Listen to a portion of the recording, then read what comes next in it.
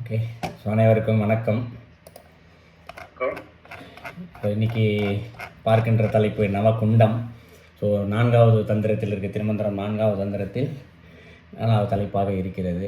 So இந்த நவகுண்டம் என்ற தலைப்புக்கு நம்ம பொருளாக பார்த்தோம் அப்படின்னா எல்லாருக்கும் எளிமையாக புரிஞ்சிருக்கும். தலைப்புக்கு ஒன்றும் பொருள் தேவையில்லை. பட் இருந்தாலும் நவம் என்றால் 9. ஸோ குண்டம் அப்படின்னு சொல்லப்படுறதுக்கு யாக குண்டம் அப்படின்னு ஒரு பொருள் எல்லாருக்குமே தெரியும்.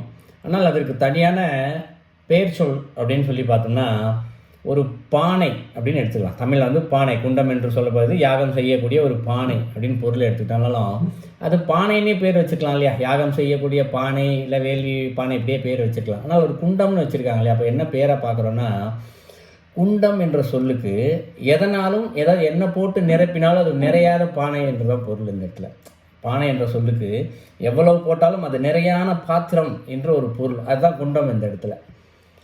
ஸோ இந்த நவகுண்டம் என்ற தலைப்புக்கு 9 விதமான பானையில் யாகம் செய்வது எப்படி? ஸோ யாகம் செய்வது அப்படின்னா பொருளாக எடுத்துக்கலாம் இந்த இடத்துல. ஸோ யாகத்தில் எத்தனை பொருள் போட்டாலும் சரி, எவ்வளோ சிறிய யாக குண்டமாக இருந்தாலும் சரி, நம்ம நெருப்பு ஏறிய அந்த இடத்துல நெய்யையும் போட்டு யாக குச்சியையும் போட்டு எரிச்சிக்கிட்டே இருக்கிறோம். இந்த இடத்துல அது சாம்பலாகிக்கிட்டே இருக்குது. நீங்கள் ஆரம்பத்தில் யாகம் செய்ய ஆரம்பிக்கும் போது ஃபுல்லாக விறகு கட்டையை வச்சுட்டு எரிக்க ஆரம்பிப்பாங்க. பட் நேரமாக இன்னும் அது சாம்பலாகிட்டு இருக்கும். விறகு கட்டையை போட்டுக்கிட்டே தான் இருப்பாங்க. ஃபுல்லாகவே ஆகாது இந்த இடத்துல, இல்லைங்களா? ஸோ அதுதான் இந்த இடத்துல நவகுண்டம் அப்படின்னு சொல்லிட்டு பேருக்காக வருது. ஸோ இதை நம்ம வயிற்றுக்கு கூட குண்டம் அப்படின்னு ஒரு பேர் சொல் உண்டு. ஏன்னா வயிற்றுக்குள்ளே நம்ம சாப்பிடும்போது வயிறு ஃபுல்லாகிடுது. ஆனால் கொஞ்சம் நேரத்தில் என்ன ஆகிடுது, உங்களுக்கு திருப்பி காலியாகிடுது வயிறு.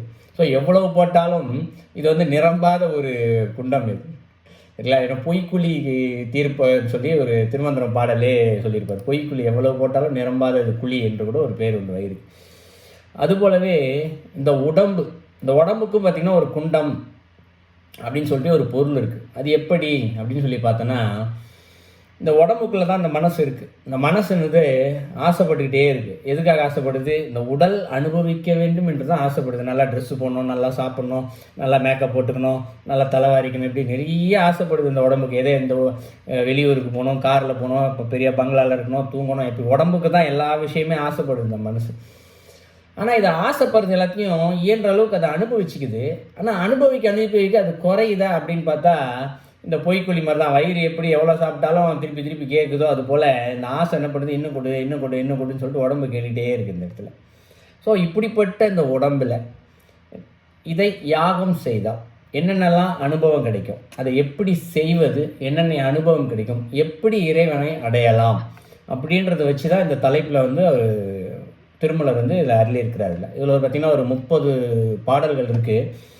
இந்த 30 பாடல்களுமே பார்த்திங்கன்னா ஒரு பக்தி மார்க்கத்தில் கொஞ்சம் தான் இருந்தாலும் யோக மார்க்கத்தில் தான் அளவுக்கு அதிகமாகவே சொல்லப்பட்டிருக்கு இந்த இடத்துல. ஸோ யோக மார்க்கத்தில் அளவுக்கு அதிகமாக சொல்லப்பட்டிருக்கிறதுனால நம்மளுடைய மனித சிற்றறிவு தான் நம்மளோட இருக்கிறது. இந்த அறிவுக்கு நம்மளால் இயன்ற வரைக்கும் தான் நம்ம சொல்கிறதுக்கு முயற்சி செய்கிறோம், தெரிஞ்சிக்க முயற்சி செய்கிறோம். ஸோ அதன் வகையில் இப்போ இந்த பாடலில் என்னென்னலாம் இருக்குது அப்படின்றத நம்ம ஓரளவு பார்த்துக்கலாம். ஸோ இந்த தலைப்பில் முதல் பாடலே என்ன சொல்கிறாருன்னா, நவகுண்டம் மாணவை நான் உரை செய்யின், நவகுண்டத்துள் எழும் நல்ல தீபம் தானும், நவகுண்டத்து உள் எழும் நன்மைகள் எல்லாம் நவகுண்டம் மாணவை நான் உரைப்பேனே அப்படிங்கிறது. ஸோ அது விளக்கம் என்னென்னா, நவகுண்டங்களை பற்றி ஆனவை என்னென்னா எத்தனை வகையான பயிற்சி முறைகள் இருக்குது, ஸோ எதை செய்தால் என்னென்னலாம் அனுபவம் கிடைக்குது அப்படின்றத நான் சொல்ல விரும்பினால், நான் சொன்னேன்னா சரிங்களா. ஸோ அதுக்குள்ளேருந்து இறைவன் எப்படி ஜோதி வடிவமாக வெளிவருகிறார். ஜோதி வடிவாகன்றது யாக குண்டம் செய்தாலும் சரி, நம்ம யாகம் வளர்க்கும் போது அதுலேருந்து நெருப்பு வருது இல்லையா, அந்த நெருப்புலேருந்து எப்படி இறைவன் வருகிறார், அந்த இறைவன் என்னென்னலாம் நன்மைகள் செய்கிறார், இது எல்லாத்தையுமே நான் சொல்கின்றேன் அப்படின்னு சொல்லிட்டு இவர் இந்த இடத்துல சொன்னார். அவகுண்டம் ஆனவை நான் உரைப்பேனே அப்படின்னா நான் சொல்கிறேன் அப்படின்னா, நான் சொல்கிறேன் இதெல்லாம் என்ன அப்படின்றத நான் சொல்கிறேன் அப்படின்னு ஆரம்பிக்கிறாரு. சொல்லி முடிப்பேன் அப்படின்னு ஆரம்பிக்கிறார். ஸோ அப்போ என்ன ஆகுதுன்னா, திருமூலர் இது எல்லாத்தையுமே உணர்ந்திருக்கிறார். அனுபவித்து இதனுடைய பயிற்சி முறைகள் எல்லாத்தையுமே உணர்ந்து இதன் வழியாக சென்று இறைவனே உணர்ந்ததை தான் இந்த இடத்துல இவர் சொல்கிறதுக்கு முயற்சி செய்கிறார்.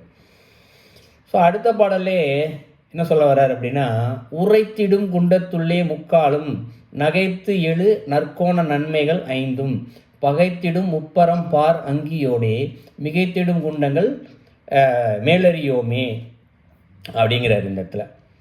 ஸோ இந்த பாடலில் சொல்லப்படுறது என்னென்னா, ஒரு யாகம் செய்கிறதுக்கான முறைகள் இருக்கு இல்லையா, இதை வந்து அவ்வளோ அவர் எளிமையாக யாராலையும் செய்ய முடியாது இந்த இடத்துல. ஏன்னா மிகப்பெரிய பயிற்சி.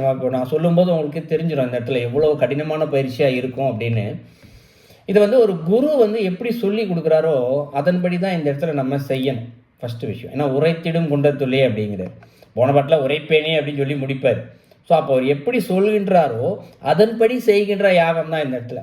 ஸோ அப்போ அவர் உரைப்பேனேன்னு சொன்னார் அப்படின்னா இந்த இடத்துல அவர் எப்படி செய்து இறைவனை அடைந்தாரோ அப்போ அந்த வழிமுறைகளை தான் இங்கே சொல்லுவார் இந்த இடத்துல. ஸோ திருமூலர் சொன்னாலும் சரி, இல்லை வேறு இந்த பயிற்சி முறையில் யார் இறைவனை அடைந்து அவர்கள் சொல்கிறார்களோ, ஏன்னா உரைப்பேனே அப்படின்னு சொல்லி முடிச்சுட்டு உரைத்திடும் குண்டத்துள்ளே அப்படின்னு ஆரம்பிக்கிறார். ஸோ அப்போ இந்த பயிற்சி முறையில் யார் சித்தி பெற்றார்களோ, முழுமை பெற்றார்களோ, அவர்கள் சொல்லுகின்றபடி இந்த யாகத்தை செய்தால் மட்டுமே இந்த வழியாக இறைவனை சென்று அடையலாம். ஸோ முக்கியமான கருத்து, குரு சொல்லி கொடுக்குறபடி தான் இந்த இடத்துல நாம் செய்ய வேண்டும். இது முக்கியமாக நம்ம தெரிந்து கொள்ள வேண்டிய கருத்து. அப்படி செய்தால் குரு சொல்ல கொடுக்கப்பட்டபடி அந்த யாகத்தியை நாம் எழுப்பினால் அதிலிருந்து வர்ற நெருப்பு இருக்கு இல்லையா, அதிலிருந்து 4 பக்கத்திலிருந்து 5 விதமான நன்மைகள் வந்து வெளியில் வரும் அப்படின்னு சொல்கிறார். ஸோ அக்னி வந்து உள்ளேருந்து தான் எழுகுது.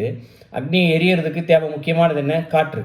ஸோ அந்த காற்றை எங்கேருந்து எடுக்குது? உங்களுக்கு 4 திசைகள்லேருந்து தான் காற்றை எடுத்துக்குது இல்லைங்களா. சும்மா நான் இந்த பக்கம் தான் காற்று எடுத்துக்கும், அந்த பக்கம் எடுத்துக்க மாட்டேலாம் கிடையாது. ஏன்னா காற்று இல்லைன்னா நெருப்பு எரியாது இந்த இடத்துல. ஸோ 4 பக்கத்திலிருந்தும் காற்றை எடுத்துக்கொண்டு அந்த யாகத்தையானது நல்லா சுடர் விட்டு எரியுது இந்த இடத்துல. ஸோ அதை யாகம் செய்யும்போது பார்த்துருப்பீங்க. இப்படி எரியிற அந்த யாகத்திலேருந்து 5 விதமான நன்மைகள் வரும் அப்படின்னு சொல்கிறார் இந்த இடத்துல. ஸோ அப்படி இந்த நன்மைகள் என்ன செய்கிறது அப்படின்னு பார்த்தோம்னா, நம்ம உடலுக்கு துன்பத்தை கொடுக்கின்ற ஆணவம், கண்மம், மாயை ஆகிய மும்மலங்களும் அழியும் அப்படின்னு முக்கியமான ஒரு கருத்தை சொல்கிறார்.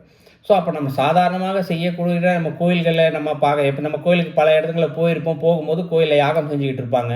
ஸோ இன்றைக்கி சில கோயிலில் நிறையா கோயிலில் பண்ணுறது இல்லைன்றது வேறு. பட் ஆனால் கோயில்கள் அப்படின்னு இருந்தாலே தினந்தோறும் சாமிக்கு 6 கால பூஜை செய்வாங்க. ஸோ 6 கால பூஜை செய்யும்போது சாமிக்கு அபிஷேக நீர்னு ஒன்று வச்சுருப்பாங்க, கலச நீர். அந்த கலச நீரானது இதை யாகம் செய்து தான் உங்களுக்கு அந்த கலச நீரே எடுத்துகிட்டு போவாங்க. ஸோ இன்றைக்கும் யாகசாலைன்றது பல பெரிய கோயில்கள்லாம் இருக்குது. இன்றைக்கும் அந்த யாகம் செய்து அபிஷேகம் செய்கின்றதெல்லாம் இன்றைக்கும் நடந்துகிட்டு தான் இருக்குது உங்களுக்கு இந்த இடத்துல. சரிங்களா. பட் எல்லா கோயிலையும் நடக்குதா அப்படின்னு கேட்டால் அது கொஷின் மார்க் தான், தெரியல இந்த இடத்துல. ஆனால் இதுபோல் முறையாக செய்யப்படுகின்ற யாகத்தில் முறையாக செய்யப்படுகின்ற யாகத்திலிருந்து வருகின்ற அக்னியானது நம்மளுடைய மும்மலங்களை தீர்க்கும் அப்படின்னு சொல்கிறார்.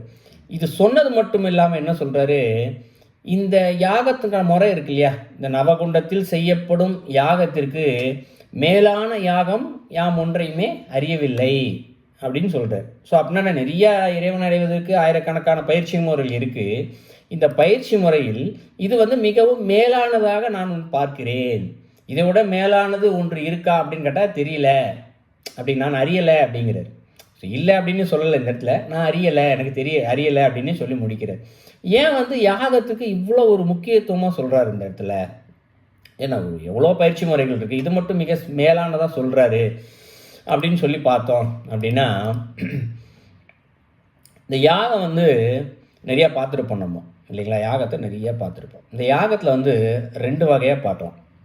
ஒன்று அகயாகம், ஒன்று புறயாகம் இந்த இடத்துல இல்லைங்களா. ஒன்று அகயாகம்னு சொல்லப்படுறது மனசுக்குள்ளே நாம் ஒரு யாகம், மனசுக்குள்ளே மானசீகமாக செய்கின்ற யாகம் இந்த இடத்துல. அது நம்ம யோக பயிற்சியில் இப்போ சொல்லுவோம், நம்மளுடைய சக்கரங்கள் இருக்குது, சக்கரங்கள் வழியாக எப்படி இந்த பயிற்சிகளை செய்வது, எப்படி யாகம் செய்வதுன்றது அகயாகம். இதுக்கு வந்து ஃபிசிக்கலாக எந்த பொருளுமே தேவையில்லை. தனியாக கண்ணை மூடிக்கொண்டு நம்ம அமர்ந்து விட்டு இந்த பயிற்சிகளை தொடர்ந்து செய்து கொண்டே இருப்பது, அதாவது மானசீகமாக யாகத்தை செய்து கொண்டே இருப்பது. இன்னொன்று புறயாகம். இது எல்லாத்தையுமே நம்ம பார்க்குறது கோயிலெல்லாம் இந்த நெய் ஊற்றி யாக குண்டத்தில் நம்ம செய்கிறது, இல்லை வீட்டில் கூட நம்ம செஞ்சுருக்கோம் இந்த இடத்துல. ஆனால் இவருக்கு இந்த இடத்துல குறிப்பிடுறது அகயாகத்தை தான் முக்கியமாகவே குறிப்பிடுறாரு இந்த இடத்துல. சரிங்களா. அது எப்படி செய்யணும், அடுத்தடுத்து என்னென்னலாம் கிடைக்கும் அப்படின்ற அனுபவங்களை வந்து முழுமையாகவே குறிப்பிட்டு சொல்லியிருக்கிறார் இந்த இடத்துல. ஸோ இந்த யாக முறையை இவர் சொல்லி கொடுக்கப்பட்டு முறையாக ஒரு நெறிமுறையில் நம்ம செய்தால் ரெண்டுத்துக்குமே உண்டான பலன் ஒன்று தான். ரெண்டுன்னு சொல்லப்படுறது ஒன்று அகையாக, ஒன்று புறையாக. இரண்டுத்துக்குமே செய்யப்படுகின்ற செயல் வேறு வேறாக இருக்கும். ஏன்னா ஒன்று உடம்பால் நம்ம செய்வோம், இன்னொன்று மனசால் செய்கிறோம்.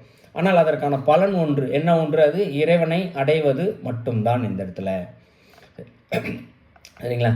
இந்த யாகத்தில் ஏன் இது மேலானதா அப்படின்னு சொல்கிறார் அப்படின்னு பார்த்தா, இது எல்லா பயிற்சி முறைகளே பார்த்தோம்னா எப்படி சொல்கிறது, இப்போ ஒரு இறைவன் அடையிறதுக்கு 4 விதமான வழிகள் இருக்குது. சரிங்களா? ஒன்று பக்தி மார்க்கம், ஞான மார்க்கம், கர்ம மார்க்கம், யோக மார்க்கம். இதில் பக்தி மார்க்கத்தில் செல்பவர்கள் அவருடைய வழிமுறை வேறு தான் இருக்கும். ஸோ அவர்களுக்கும் ஞான மார்க்கத்துக்கும் சம்பந்தமாக இருக்காது. ஸோ ஞான மார்க்கனுடைய வழிமுறை வேறு மாதிரி இருக்கும், கர்ம யோக மார்க்கத்தில் செல்பவருடைய வழி வேறு மாதிரி இருக்கும், யோக மார்க்கத்தில் செல்பவருடைய வழி வேறு போல இருக்கும் இந்த இடத்துல. ஆனால் இந்த யாகத்தை செய்யும்போது செய்கிற செயல் ஒன்று தான் இந்த இடத்துல. அந்த யாகம்ன்றது ஒரே ஒரு செயல் தான். அந்த விறகு கட்டையை போட்டு நெய்யை ஊற்றி மந்திரங்களை சொல்லி நெருப்பை வேலியை ஏற்றுவதான் இந்த இடத்துல யாகம். இந்த இடத்துல யாகத்தோட செயல் ஒன்று தான். ஆனால் அவரவர்களுடைய மனநிலைக்கு ஏற்ப 4 மார்க்கங்களையுமே இதில் செய்ய முடியும். அதனால தான் சொல்கிறாரு, இதை விட மேலானது யாம் ஒன்றையும் பார்க்கவில்லை அப்படின்னு சொல்கிறார் இந்த இடத்துல. சரிங்களா? மேலானதாக ஒன்றும் பார்க்கல அப்படின்னு சொல்கிறார். இப்போ எப்படி இன்னும் புரிஞ்சுக்கலான்னா, ஒரு வரலாறுல இருக்குது, நம்ம சிதம்பரம் கோயில் வரலாறுல ஒன்று இருக்கும். பிரம்மா யாகம் ஒன்று செய்கிறதுக்கு ஏற்பாடு செய்கிறார் இந்த இடத்துல. அப்போ என்ன செய்கிறார், யாகம் செய்கிறதுக்கு தில்லைவாழ் அந்தனர்கள் தான் 3000 பேரையுமே கூப்பிடுறாரு இந்த இடத்துல. ஸோ இந்த வரலாறு உங்களுக்கு தெரிஞ்சிருக்கும்னு நினைக்கிறேன். 3000 பேரையுமே கூப்பிடுறாரு. ஏன்னா அந்த தில்லைவாழ் அந்தனர்கள் தான் யாகம் செய்வதில் மிக உயர்ந்த நிலையில் பெற்றவர்கள் இந்த இடத்துல. இவர்களை கூப்பிடும்போது அவர் என்ன சொல்கிறாரு, ஏன்னா இந்த வரலாறு இந்த கூப்பிடும்போது என்னென்னா, இவங்க நடராஜர்லாம் வந்துட்டார். நடராஜர் அந்த பிட்சாடனர் உருவம் ஏற்று நடராஜர் கோயிலாம் அமைத்ததுக்கு பிறகு தான் இவர் கூப்பிடும்போது, நாங்கள் நடராஜருடைய திருநடத்தையே டெய்லி பார்த்துக்கிட்டு இருக்கோம், யாகம் செஞ்சு எங்களுக்கு என்ன பலன் கிடைக்க போகுது அப்படின்னு சொல்லிட்டு சொல்கிறாங்க. அப்போ இறைவனே சொல்கிறார், இல்லை யாகம் ரொம்ப முக்கியம், நீங்கள் போய் பிரம்மாவோட லோகத்துக்கு போய் நீங்கள் யாகம் செய்யுங்க, நான் உங்களுக்கு அங்கேயே காட்சி கொடுக்குறேன் அப்படின்னு சொல்லிட்டு சொல்கிறார். ஸோ அப்போ இவர்கள் அங்கே போய் யாகம் செய்யும் பொழுது அதிலிருந்து இறைவன் நடராஜராகவே வெளிப்பட்டு அவர்களுக்கு காட்சி கொடுத்தார். ஸோ அந்த நடராஜர் கூட பார்த்திங்கன்னா ரத்ன சபாபதி அப்படின்ற பேரில் ஒரு ரூபமாக நடராஜர் கோயில் இன்றைக்கி கூட இருக்குது. ஸோ நடராஜர் இறைவனுடைய தரிசனத்தையே பார்க்குறதுக்கு ஈக்குவலாக இந்த இடத்துல யாகத்தை குறிப்பிடுறாங்க இந்த இடத்துல. ஸோ இது ஒன்று. ஸோ யாகத்தோட மேலானதாக யாகம்ன்றும் சொல்ல நான் அறியோமே அப்படின்னு சொல்கிறாருன்னா காரணம், யாகம் இறைவனுடைய தரிசனத்திற்கு ஈக்குவலான ஒன்று. யாகம் செய்யணும், இறைவனுடைய தரிசனம் உடனே கிடைக்கும் அப்படின்றது ஒன்று. நீங்கள் எந்த விதமான மார்க்கங்களில் சென்றாலும், பக்தி மார்க்கமோ, ஏன்னா நம்ம இந்த உலகத்தில் பக்தி மார்க்கமும் கர்மயோகத்தில் தான் செஞ்சுட்டு இருக்கோம். யோக மார்க்கம் யாரும் செய்வதில்லை, சிலர் செய்யலாம். பட் ஞான மார்க்கத்தையும் யாரும் நீங்கள் செல்வதில்லை. ஆனால் இந்த யாகத்தில் செய்யும்பொழுது நம்ம யாகத்தை செய்தால் அவர்களும் இந்த இடத்துல அந்த மும்மலங்களை நீங்கும். பாடலை சொன்னார் இல்லையா, 3 மலங்கள், அந்த நெருப்பு ஜுவாலையானது மும்மலங்களையுமே நீக்கிவிடும் அப்படின்னு சொல்கிறார். ஸோ மும்மலங்களை நீங்கி போச்சுன்னா அவங்களுக்கு கர்மம் இல்லாத நிலையில் நம்ம பிறவியே இல்லாத ஒரு நிலையை இந்த இடத்துல அடையலாம். இங்கே ஆனால் பிறவி இல்லாத நீக்கணும் அப்படின்னா 2 வழி தான். ஒன்று கர்மங்கள் எல்லாம் போகணும், மும்மலங்கள் போகணும்னா ஒன்று அதை அனுபவித்து தீக்கணும், அப்படி இல்லைன்னா அழித்து தீக்கிறது. ஸோ நம்ம அனுபவித்து தீர்ப்பது என்பது கர்மயோகத்தில் சேர்ந்துடும் இந்த இடத்துல. ஆனால் அழித்து தீர்ப்பது, ஸோ இந்த அழித்து தீர்க்கிறது இந்த 4 மார்க்கத்திலையுமே செய்யலாம். அந்த யாகத்தை செய்து இந்த 4 மார்க்கங்கள் இருக்குல்லையே, அந்த 4 மார்க்கங்கள் இருப்பவர்களுமே இதை அழிப்பது என்பது இந்த யாகம் செய்வதன் மூலமாகவே செய்யலாம். ஸோ அதனால தான் அவர் சொல்கிறாரு, இதனை விட மேலான வழி நான் பார்க்கவில்லை அப்படின்னு சொல்கிறார். ஸோ அடுத்து முக்கியமானது, யாகம்லாம் நம்ம வீட்டில் கோயில் எங்கே செஞ்சாலும் சரி, நாம் செய்கிறோம் அப்படின்னா அந்த இடத்துல நிச்சயமாக தானம் என்றது ரொம்ப ரொம்ப அவசியம். இதை முதல்ல தெரிஞ்சுக்கணும். சும்மா நான் சாமிக்கு யாகம் செய்கிறேன், நெருப்பு வச்சாச்சு, நெய் ஊற்றியாச்சு, தீபம் ஏற்றி யாகம் ஏற்றி மந்திரத்தை சொல்லியாச்சு, முடிஞ்சு போச்சு யாகம் அப்படின்றது இல்லாமல் அந்த இடத்துல தானம் என்ற ஒன்றை செய்தால் நிச்சயமாக அது 2 மடங்கு பலனை தரும் அப்படின்ற ஒரு கருத்து முக்கியமாக. அப்போ மானசீகமாக நம்ம பூஜை செய்யும் போதோ இல்லை தானம் பெற்றுக்கொள்பவர்கள் அந்த இடத்துல இல்லாத போதோ என்ன செய்வது, அடுத்து ஒரு கேள்வி வரும் இல்லைங்களா. ஏன்னா இப்போ ஒரு கோயிலில் யாகம் செய்கிறோன்னா ஒரு 100 பேர் கூட்டியிருப்பாங்க, அங்கே யாருக்காவது 4 பேர் சாப்பாடு வாங்கி கொடுத்துட்டோம்னா முடிச்சு போச்சு, சரி ஓகே தானம் செஞ்சிட்டோம் அப்படின்னு சொல்லிடலாம். ஆனால் மானசீகமாகவே நம் தினந்தோறும் யாகம் செய்கிறோம்னு வச்சுக்கோ, இல்லை மானசீகமாக பூஜைகள் செய்கிறோம்னா அப்போ அந்த இடத்துல யாருக்குமே தானம் கொடுக்க முடியாதே, நாம் எப்படி இதை செய்வது அப்படின்னு யோசித்தா ரொம்ப எளிமை. நாம் தினந்தோறும் ஒரு முறை யாகம் செய்கிறோமா, மனசால மானசீகமாக பூஜைகள் யாகம் செய்கிறோம் இல்லையா, இதற்கு ஒரு பலன் இருக்கும் இல்லையா, அந்த பலனையே தானமாக கொடுத்துறது உலகத்துக்கு. இப்படி எளிமை, இறைவா இன்னைக்கு மானசீகமாக நான் இந்த பூஜை செய்திருக்கிறேன், இந்த யாகத்தை செய்திருக்கிறேன், இதனுடைய பலனை உலக நன்மைக்காக கொடுத்து விடுகிறேன், உலகம் நன்றாக இருக்கட்டும். இல்லை நம்மளுக்கு குறிப்பிட்ட யாரோ ஒருத்தர் உடல்நிலை சரியில்லாமல் இருக்காங்க அப்படின்னா இதனுடைய பலனை நான் அவர்களுக்கு கொடுத்து விடுகிறேன் அவர்களை இந்த பலனை வைத்து அவர்களுக்கு நன்மை செய்வாயாக. இப்படி நம்ம பிரார்த்தனை செஞ்சிட்டோம்னா உறுதியாக எப்படிப்பட்ட நோய்வாய்ப்பட்டவர்களாக இருந்தாலும் சரி, துன்பத்தில் இருப்பவங்களாக இருந்தாலும் சரி, நம்மளுடைய பூஜைகள் சரியாக இருக்கும் பட்சத்தில், அதனுடைய பலன் இருக்கும் பட்சத்தில் நிச்சயமாக அவர்கள் இங்கு சரியாவார்கள். சரிங்களா? ஸோ இப்போ முதல்ல பக்தி மார்க்கம் பார்ப்போம். 4 மார்க்கத்தில் எப்படிலாம் தீக்கிறது அப்படின்னு பார்த்தோம் இல்லையா? ஸோ முதல்ல பக்தி மார்க்கத்தில் பார்ப்போம். ஸோ இந்த பக்தி மார்க்கத்தில் யாகம் செய்யும் பொழுது, ஸோ இந்த இடத்துல நம்ம விறகு கட்டை போடுவோம், நெய்யை ஊற்றுவோம், இது இருக்கும். இந்த இடத்துல வந்து மந்திரங்கள் மேலே கவனம் போகாது. ஏன்னா மந்திரங்கள் சொல்வதுன்றது இந்த இடத்துல யோக மார்க்கத்தில் போகும். ஆனால் என்ன செய்யறது, நமக்கு தெரிந்த மந்திரங்கள் அங்கே ஐயர் இருக்கவங்க யாரோ சொல்கிறாங்களோ சரி, இல்லை இவர்களாகவே சொன்னால் கூட சரி, வாய் வழியாக ஏதோ ஒரு திருவாசகமோ தேவாரமோ ஏதோ ஒரு பாடிக்கொண்டு மந்திரத்தை உச்சரித்து கொண்டு அங்கே விறகு கட்டை ஏறியும் அந்த இடத்துல நெய்யை ஊற்றிக்கிட்டு இவங்க ஆட்டுக்கு பாடிக்கிட்டே இருக்கலாம். அந்த இடத்துல கொஞ்சம் மியூட்ல போட்டுக்கோங்கம்மா. சரிங்களா? ஸோ இந்த இடத்துல இந்த எண்ணங்கள் தான் இருக்கணும். இந்த இடத்துல மந்திரங்கள் நமக்கு உணரலாம் கூட பரவாயில்ல, சும்மா மந்திரத்தை சொல்லிக்கிட்டே இருக்கும். மந்திரத்தை உணர வேண்டும் என்ற பக்தி மார்க்கம். ஏன்னா எண்ணங்கள் முழுமையாகவே இறைவன் மீது மட்டும்தான் வச்சுருப்போம் இந்த இடத்துல. ஸோ இறைவன் மீது உறுதியாக வைத்து நான் இந்த யாகத்தை செய்கிறேன், இதில் எனக்கு உறுதியாக நன்மை கிடைக்கும், இறைவன் வருவார், அதன் வழியாக எனக்கு உறுதியாக நன்மையை செய்வார், இதில் இருக்கும் நாக நெருப்பே இறைவனாகவே வந்து நிற்பார். இந்த எண்ணம் மட்டுமே மேலோங்கி இருந்துச்சு அப்படின்னா வேறு ஒன்றுமே இல்லை. யாக நெருப்பு எரிஞ்சிக்கிட்டே இருக்கும் இல்லையா? இந்த நெருப்பு தான் இறைவன் அப்படின்ற ஒரு எண்ணம் முதல்ல. இரண்டாவது, இந்த நெருப்பு தான் எனக்கு நன்மையை செய்யும், இந்த உலகத்திற்கு நன்மையை செய்யும், நம்மை சார்ந்தவர்களுக்கு நன்மை செய்யும், துன்பங்கள் அடித்தும் போகும். இந்த ஒரு நம்பிக்கையோடு மட்டும் இதை செஞ்சுக்கிட்டே இருந்தோம் அப்படின்னா என்ன ஆகுது, இறுதியில் மனசு ஒரு அங்கே அந்த இறைவனுடைய லயிக்கும் அந்த இடத்துல ஆட்டோமேட்டிக்காகவே. மனமானது அதுக்கப்புறம் அப்படியே கொஞ்சம் கொஞ்சமாக லயிச்சு போயிடும் அந்த இடத்துல. ஸோ இந்த லயித்து போகின்ற அந்த நிலை எப்பொழுது உச்சநிலை அடைகிறதோ அப்பொழுது இந்த இடத்துல நம்மளுடைய கர்மங்கள் மும்மலங்கள் எல்லாமே அழிகிறது. ஸோ இது பக்தி மார்க்கத்தில். ஸோ ஞான மார்க்கத்தில் பார்க்கும் பொழுது இந்த இடத்துல என்ன ஆகுது, ஒரு மந்திரம் சொல்கிறாங்க. மந்திரம் சொல்லும் போது அதை ஆராய்ந்து சிந்தித்து பார்த்தல். ஏன்னா ஞான மார்க்கம் என்று சொல்ல வரதே இந்த இடத்துல ஆராய்தல் தான் இல்லைங்களா? ஸோ ஆராய்ந்து சிந்தித்து பார்த்துக்கிட்டே இருக்கிறது தான். இறைவன் எங்கே இருக்கிறான், எப்படி இருக்கிறான்னு சிந்திச்சுக்கிட்டே இருக்கிறது தான் இந்த இடத்துல ஞான மார்க்கம். இதில் வந்து அவங்க ஒரு மந்திரம் சொல்கிறோம், இந்த மந்திரத்திற்கான பொருளை தேடுதல். நீங்கள் எந்த மந்திரத்தை சொன்னாலும் சரி, இல்லை எழுத்தை எப்படி சொன்னாலும் சரி, அந்த இருக்கக்கூடிய பொருளை நம்ம தேடி பார்த்தோம்னா இறுதியில் அந்த பொருளாக இறைவன் தான் இருப்பார் இந்த இடத்துல, வேறு யாருமே இருக்க மாட்டார். அந்த மந்திரத்துடைய பொருளை உணர்ந்துக்கிட்டாலே இறைவனே தெரிஞ்சுக்கலாம். அந்த இறைவனை தெரிஞ்சுக்கிறது மூலமாக இந்த மும்மலங்கள் கர்மங்களை அறிக்கலாம். இது ஞானமாக இருக்கும். ஸோ இதுக்கு உதாரணமாக சொல்லணும்னா குருநானக் சொல்லலாம். ஏன்னா வார்த்தைகளை எப்படி, வார்த்தைகளுக்கு உண்டான பொருளை தெரிந்து கொள்வது எப்படி அப்படின்றதுக்காக ஒரு ஓமைக்காக சொல்கிறோம். குருநானக் அந்த இடத்துல யாகம்லாம் பண்ணலை, அவருடைய வரலாறு உங்களுக்கு தெரிஞ்சிருக்கும். அவர் ஒரு மளிகை கடையில் தான் வேலை செய்கிறார். இந்த இடத்துல உணவு தானிய கடையில் தான் வேலை செய்கிறாரு. ஸோ கோதுமையை அளந்து கொட்டி கொண்டிருக்கிறார். ஒரு 15 அடியோ 20 அளவு இந்த இடத்துல ஆளாக்கு, இல்லை ஏதோ ஒரு மரக்கால் ஆளாக்கு, கிலோ ஏதோ ஒரு அளவு வந்து அந்த காலத்தில் இருக்கக்கூடிய அளவு, அதை வந்து அவர் அளந்து போட்டுக்கிட்டே இருக்கார்.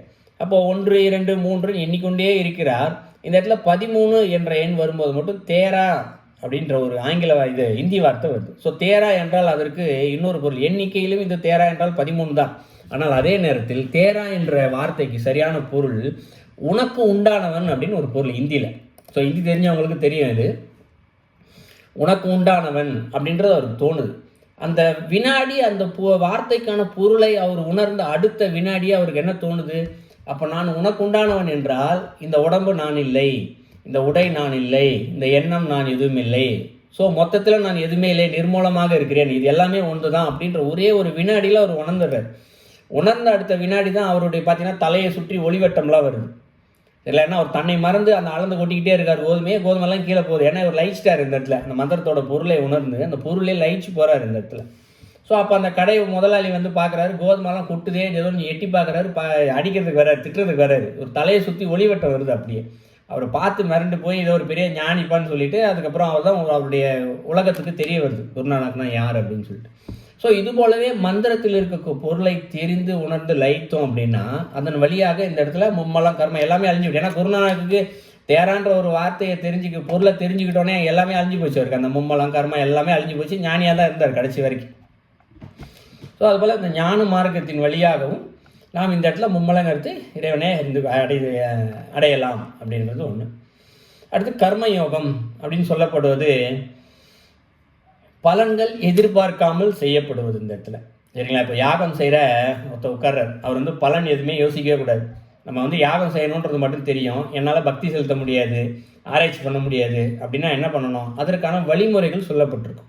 குருவானவர் நம்ம சொன்னோம் இல்லைங்களா, குருவானவர் சொல்லிக் கொடுப்பாங்கன்னு. அவர் வந்து சொல்லிக் கொடுக்கப்பட்ட நியதிப்படி அப்படின்னா இத்தனை மணிக்குத்தான் செய்ய வேண்டும் என்ற நியதி இருக்கும், இத்தனை விறகு கட்டைகள் போட வேண்டும் நியதி இருக்கும், இவ்வளவு எண்ணிக்கை, நான் சொல்கிறது விறகு கட்டை இத்தனை எண்ணிக்கை போட வேண்டும், இவ்வளவு நெய் ஊற்ற வேண்டும், இத்தனை மந்திரங்கள் சொல்ல, மந்திரங்களுக்கான பொருள் ஆராயணும் அவசியம் இல்லை, ஆனால் இத்தனை முறை எண்ணிக்கை 1000 10,000 எவ்வளவுன்னா எண்ணிக்கை இருக்கலாம். இந்த எண்ணிக்கையில் நாம் வந்து இந்த நெய்யை விட வேண்டும் அப்படின்ற ஒரு கணக்கு இருக்கும் இந்த இடத்துல.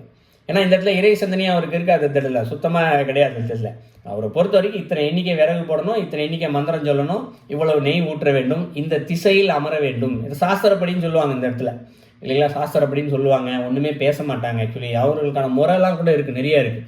ஸோ இன்றைக்கெலாம் யாகம்ன்றது சராசரி நினச்ச நேரம் வந்து செஞ்சிடுறாங்க. பட் ஒரிஜினலாக யாகம் செய்யணும் அப்படின்றது யோசித்தா சாஸ்திரத்தில் சொல்லப்படுறது என்னென்னா, ஒருவர் ஒரு காரண காரியத்திற்காக யாகத்தை செய்ய வேண்டும் என்றால் அதற்குண்டான மந்திரத்தை வந்து அவர் 48 நாள் சொல்லணுமா.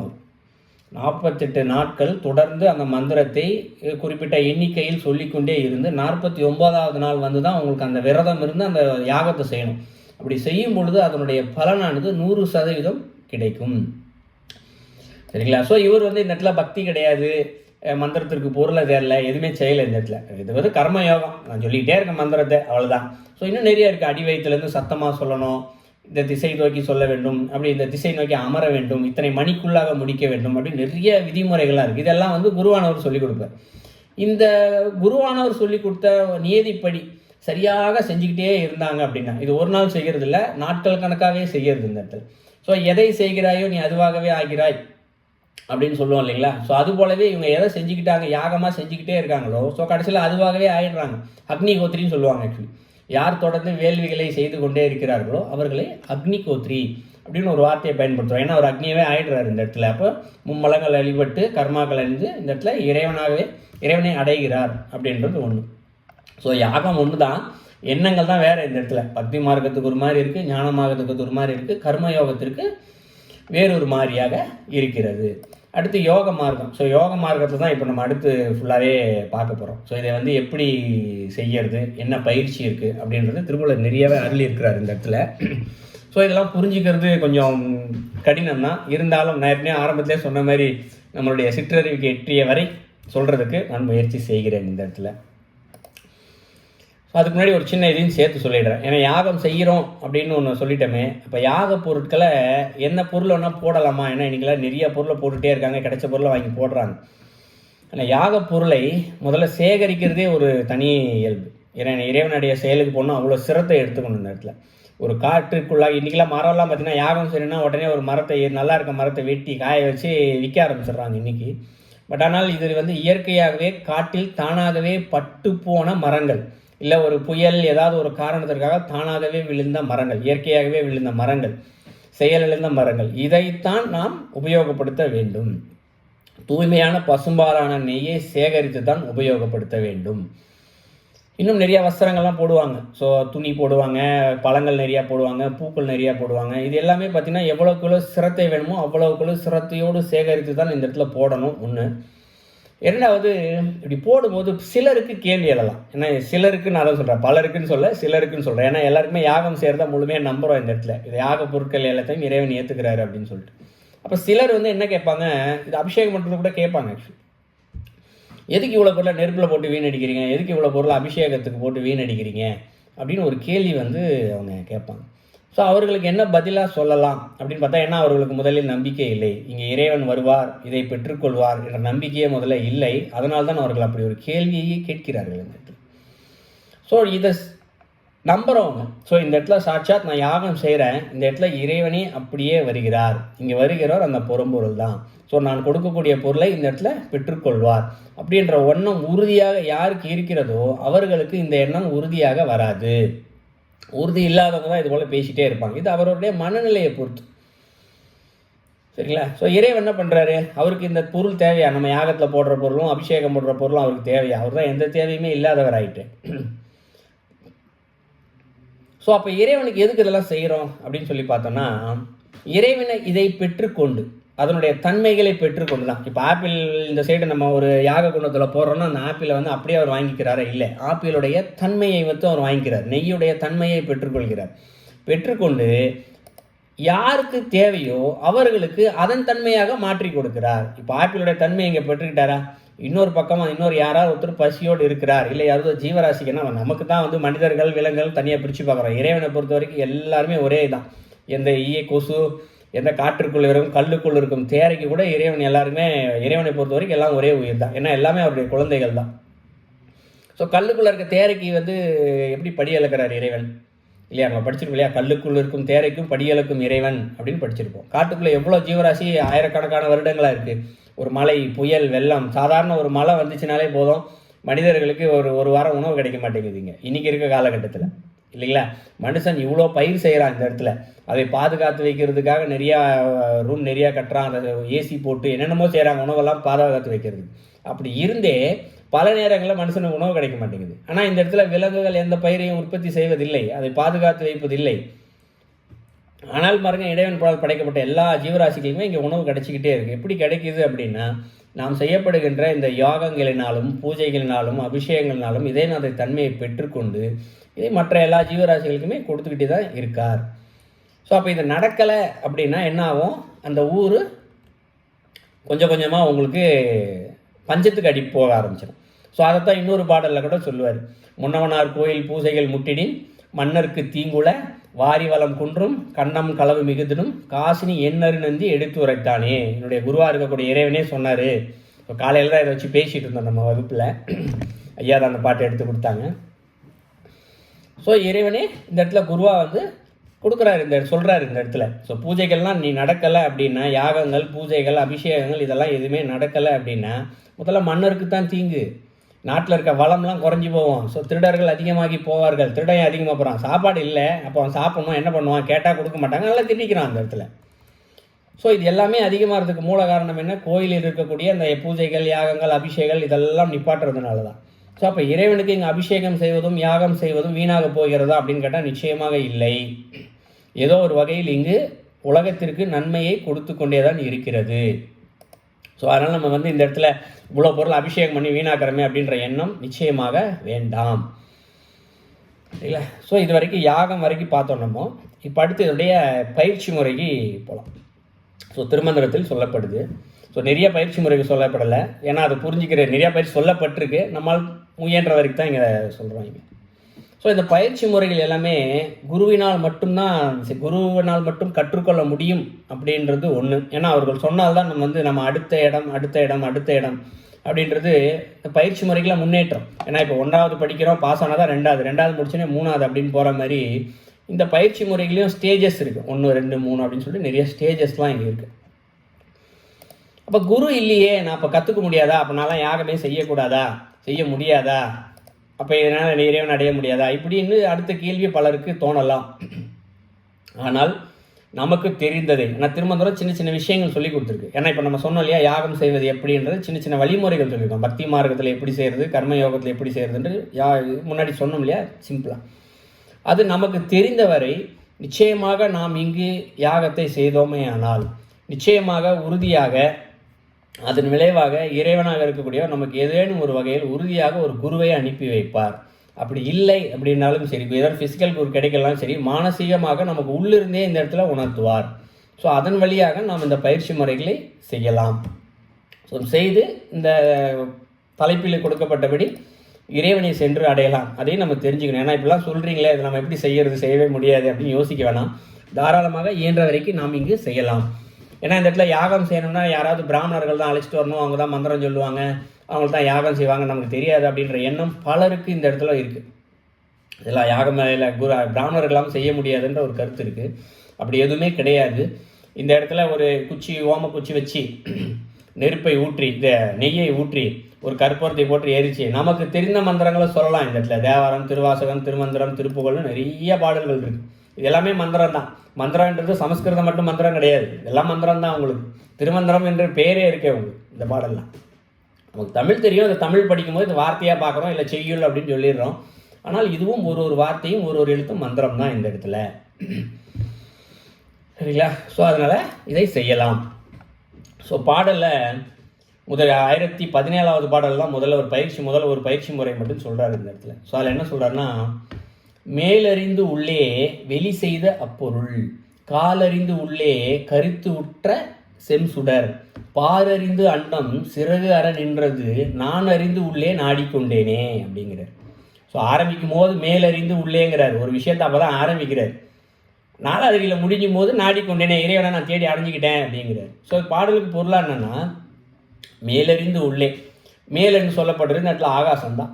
ஆகாசம் என்று எங்கே சொல்லப்படுறதுன்னா, ஆக்சுவலி தரையிலேருந்தே ஆகாசம்தான். எல்லோரும் ஆகாயம்னா வானத்துக்கு மேலத்தில் அண்ணாந்து பார்த்து மேலே இருக்கிறது ஆகாயம் அப்படின்னு நினச்சிக்கிட்டு இருக்கோம் இந்த இடத்துல. ஆனால் வெட்ட வெளி எந்த இடத்துல அங்கே வாலியாக இருக்கிற இடம், இதுலேருந்து ஆகாயம் தான் அந்த இடத்துல. இது தரை எங்கே இருக்கிறதோ தரைக்கு மேலே இருக்கக்கூடிய எல்லா இடமும் ஆகாயம்தான். பட் இந்த பாடலில் சொல்லப்படுகின்ற கருத்து நம்மளுடைய தலைக்கு மேலே இருக்கிற இடத்துல தான் ஆகாசமாக எடுத்துக்கணும் இந்த இடத்துல. சரிங்களா? ஸோ ஆகாசத்துக்கு மேலே நம்ம தலைக்கு மேலே என்ன இருக்குது இந்த இடத்துல? காற்று இருக்குது. சரிங்களா? அந்த காற்றை நம்மளுடைய தலை உச்சி வழியாக உள்வாங்கிக்கவிழ்தல் அப்படின்னா என்ன? இது ஒரு பிராணாயாம பயிற்சி இந்த இடத்துல. ஸோ பிராணாயாம பயிற்சி சில பேருக்கு தெரிஞ்சிருக்கலாம், தெரிஞ்சவங்களுக்கு எளிமையாகவே புரிஞ்சிக்கும்.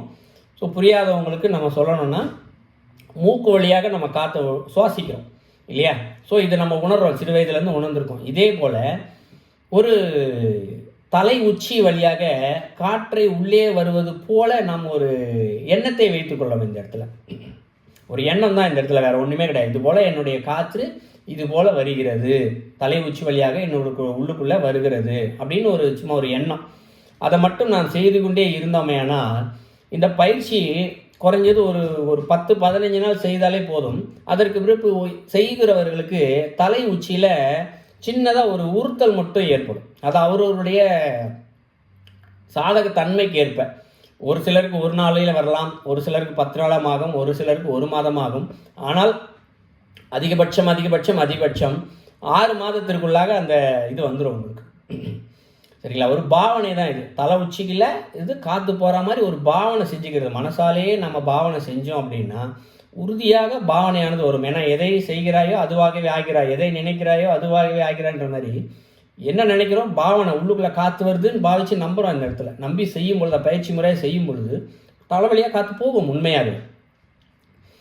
ஸோ இந்த காற்றை உள்வாங்கி அதை என்ன பண்ணணும், அந்த காற்றை நேராக அப்படியே பாவித்தல்ன்றது அந்த காற்றை என்ன பண்ணணும், தலை உச்சியாக உள்வாங்கி அப்படியே இப்போ மூச்சு காற்று நம்ம சுவாசிக்கும்போது வயிற்றுக்குள்ளே போகுது.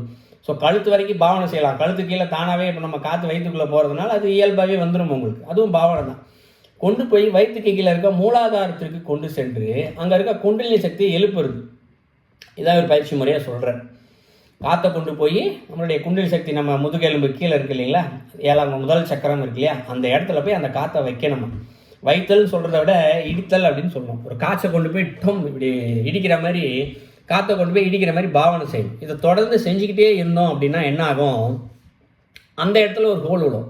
மேலே எப்படி ஒரு ஹோல் வந்து காற்று உள்ளே போதோ அதே மாதிரி பின்னாடி ஒரு ஹோல் வரும் உங்களுக்கு, காற்று வெளியில் போகும். ஸோ இந்த பயிற்சி முறையோட பார்த்தோம் முழுமை அடையும் போது எப்படின்னா, காற்றானது மேலிருந்து தலை உச்சி வழியாக உடம்புக்குள்ளாக சென்று மூலாதாரத்திற்கு வழியாக வெளியே செல்லும். அதற்கு பிறகு என்ன செய்வோம், இழுத்தாச்சு, இப்போ வெளியில் விடணும் காற்றை இல்லையா. வெளியில் விடுற காற்றை எப்படி விடுவோம், நம்ம வயிற்றுக்குள்ளே தான் வெளியில் விடுவோம். அதே போலவே மூலாதாரத்து எப்படி வெளியில் போன காற்றை அந்த மூலாதாரத்து சக்கரத்து வழியாகவே காற்றை உள்ளிழுத்து அப்படியே உச்சந்தலைக்கு கொண்டு போய் உச்சந்தலையா வழியாகவே வெளில கொண்டு போய் விடுறது இந்த இடத்துல. சரிங்களா? ஸோ இது ஒரு பயிற்சி முறை. இப்படி பயிற்சி செஞ்சுக்கிட்டே இருந்தோம்னா நம்ம மூலாதாரத்தில் இருக்கக்கூடிய அந்த அக்னி சுடர் வந்து என்ன ஆகுது, மேலே எல்லாம் ஆரம்பிக்குது. முதல் சக்கரத்துலேருந்து 2வது சக்கரம் 3வது சக்கரம் சொல்லி இப்படி மேலே எழும்பி போய்கிட்டே இருந்து 7வது சக்கரத்துக்கும் போகுது. 7வது சக்கரத்துக்கு மேலே தலைக்கு மேலே எல்லாருக்குமே தெரிஞ்சிருக்கும் உங்களுக்கு துவாதசாந்த வெளியே அதற்கு போகும். அதற்கு மேலே உங்களுக்கு சந்திரமண்டலத்திற்கு போகும். உங்களுக்கு சந்திரமண்டலம் சொல்லப்படுது ஆகாசம் தான் இந்த இடத்துல மேலே. அதாவது காற்று மண்டலத்திற்கும் காற்று இல்லாத மண்டலத்திற்கும் ஒரு எல்லை இருக்கும் இல்லைங்களா. ஸோ அந்த எல்லை தான் அந்த இடம் சந்திரமண்டலம்னு சொல்லப்படுறது. அந்த இடம் வரைக்கும் இந்த காற்று வந்து போகும். இந்த இடத்துல அந்த அக்னியிலேருந்து வரக்கூடிய சக்தி போகும். இப்படி போகும்பொழுது என்ன ஆகுது, இதில் அடுத்த உச்சநிலை அடையும் பொழுது அந்த சகசரதத்தில் இருக்கக்கூடிய இறைவனை நாம் உணர்ந்து கொள்ளலாம், அறிந்து கொள்ளலாம். ஸோ இதைத்தான் இந்த இடத்துல நாடிக்கொண்டேனே அப்படின்னு சொல்லி முடிக்கிறார் இந்த இடத்துல. ஏன்னா ஆரம்பிக்கும் போது ஒரு சக்தி வரும், காற்று தான். காற்று சக்தியை உள்ளே எடுத்ததில் இருந்து இதை பயிற்சி முறையாக செய்து முடிக்கும் பொழுது நாடிக்கொண்டேனே இறைவன் வந்து இந்த இடத்துல தெரிஞ்சிடுறாரு அப்படின்னு சொல்லிட்டு இந்த பாடலில் சொல்கிறாரு.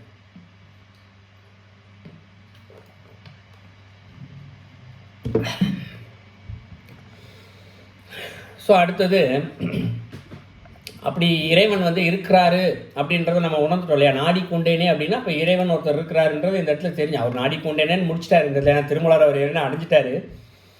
ஆனால் இந்த இடத்துல நம்ம இறைவன் ஒருத்தர் இருக்காரு அப்படின்றத முதல்ல தெரிஞ்சுக்கலாம், உணர்ந்துக்கலாம் இந்த இடத்துல. ஸோ நம்ம உடம்புக்குள்ளே மூலாதாரத்துலேருந்து ஒரு சக்தி எழும்புது அப்படின்றத தெரிஞ்சுக்கலாம்.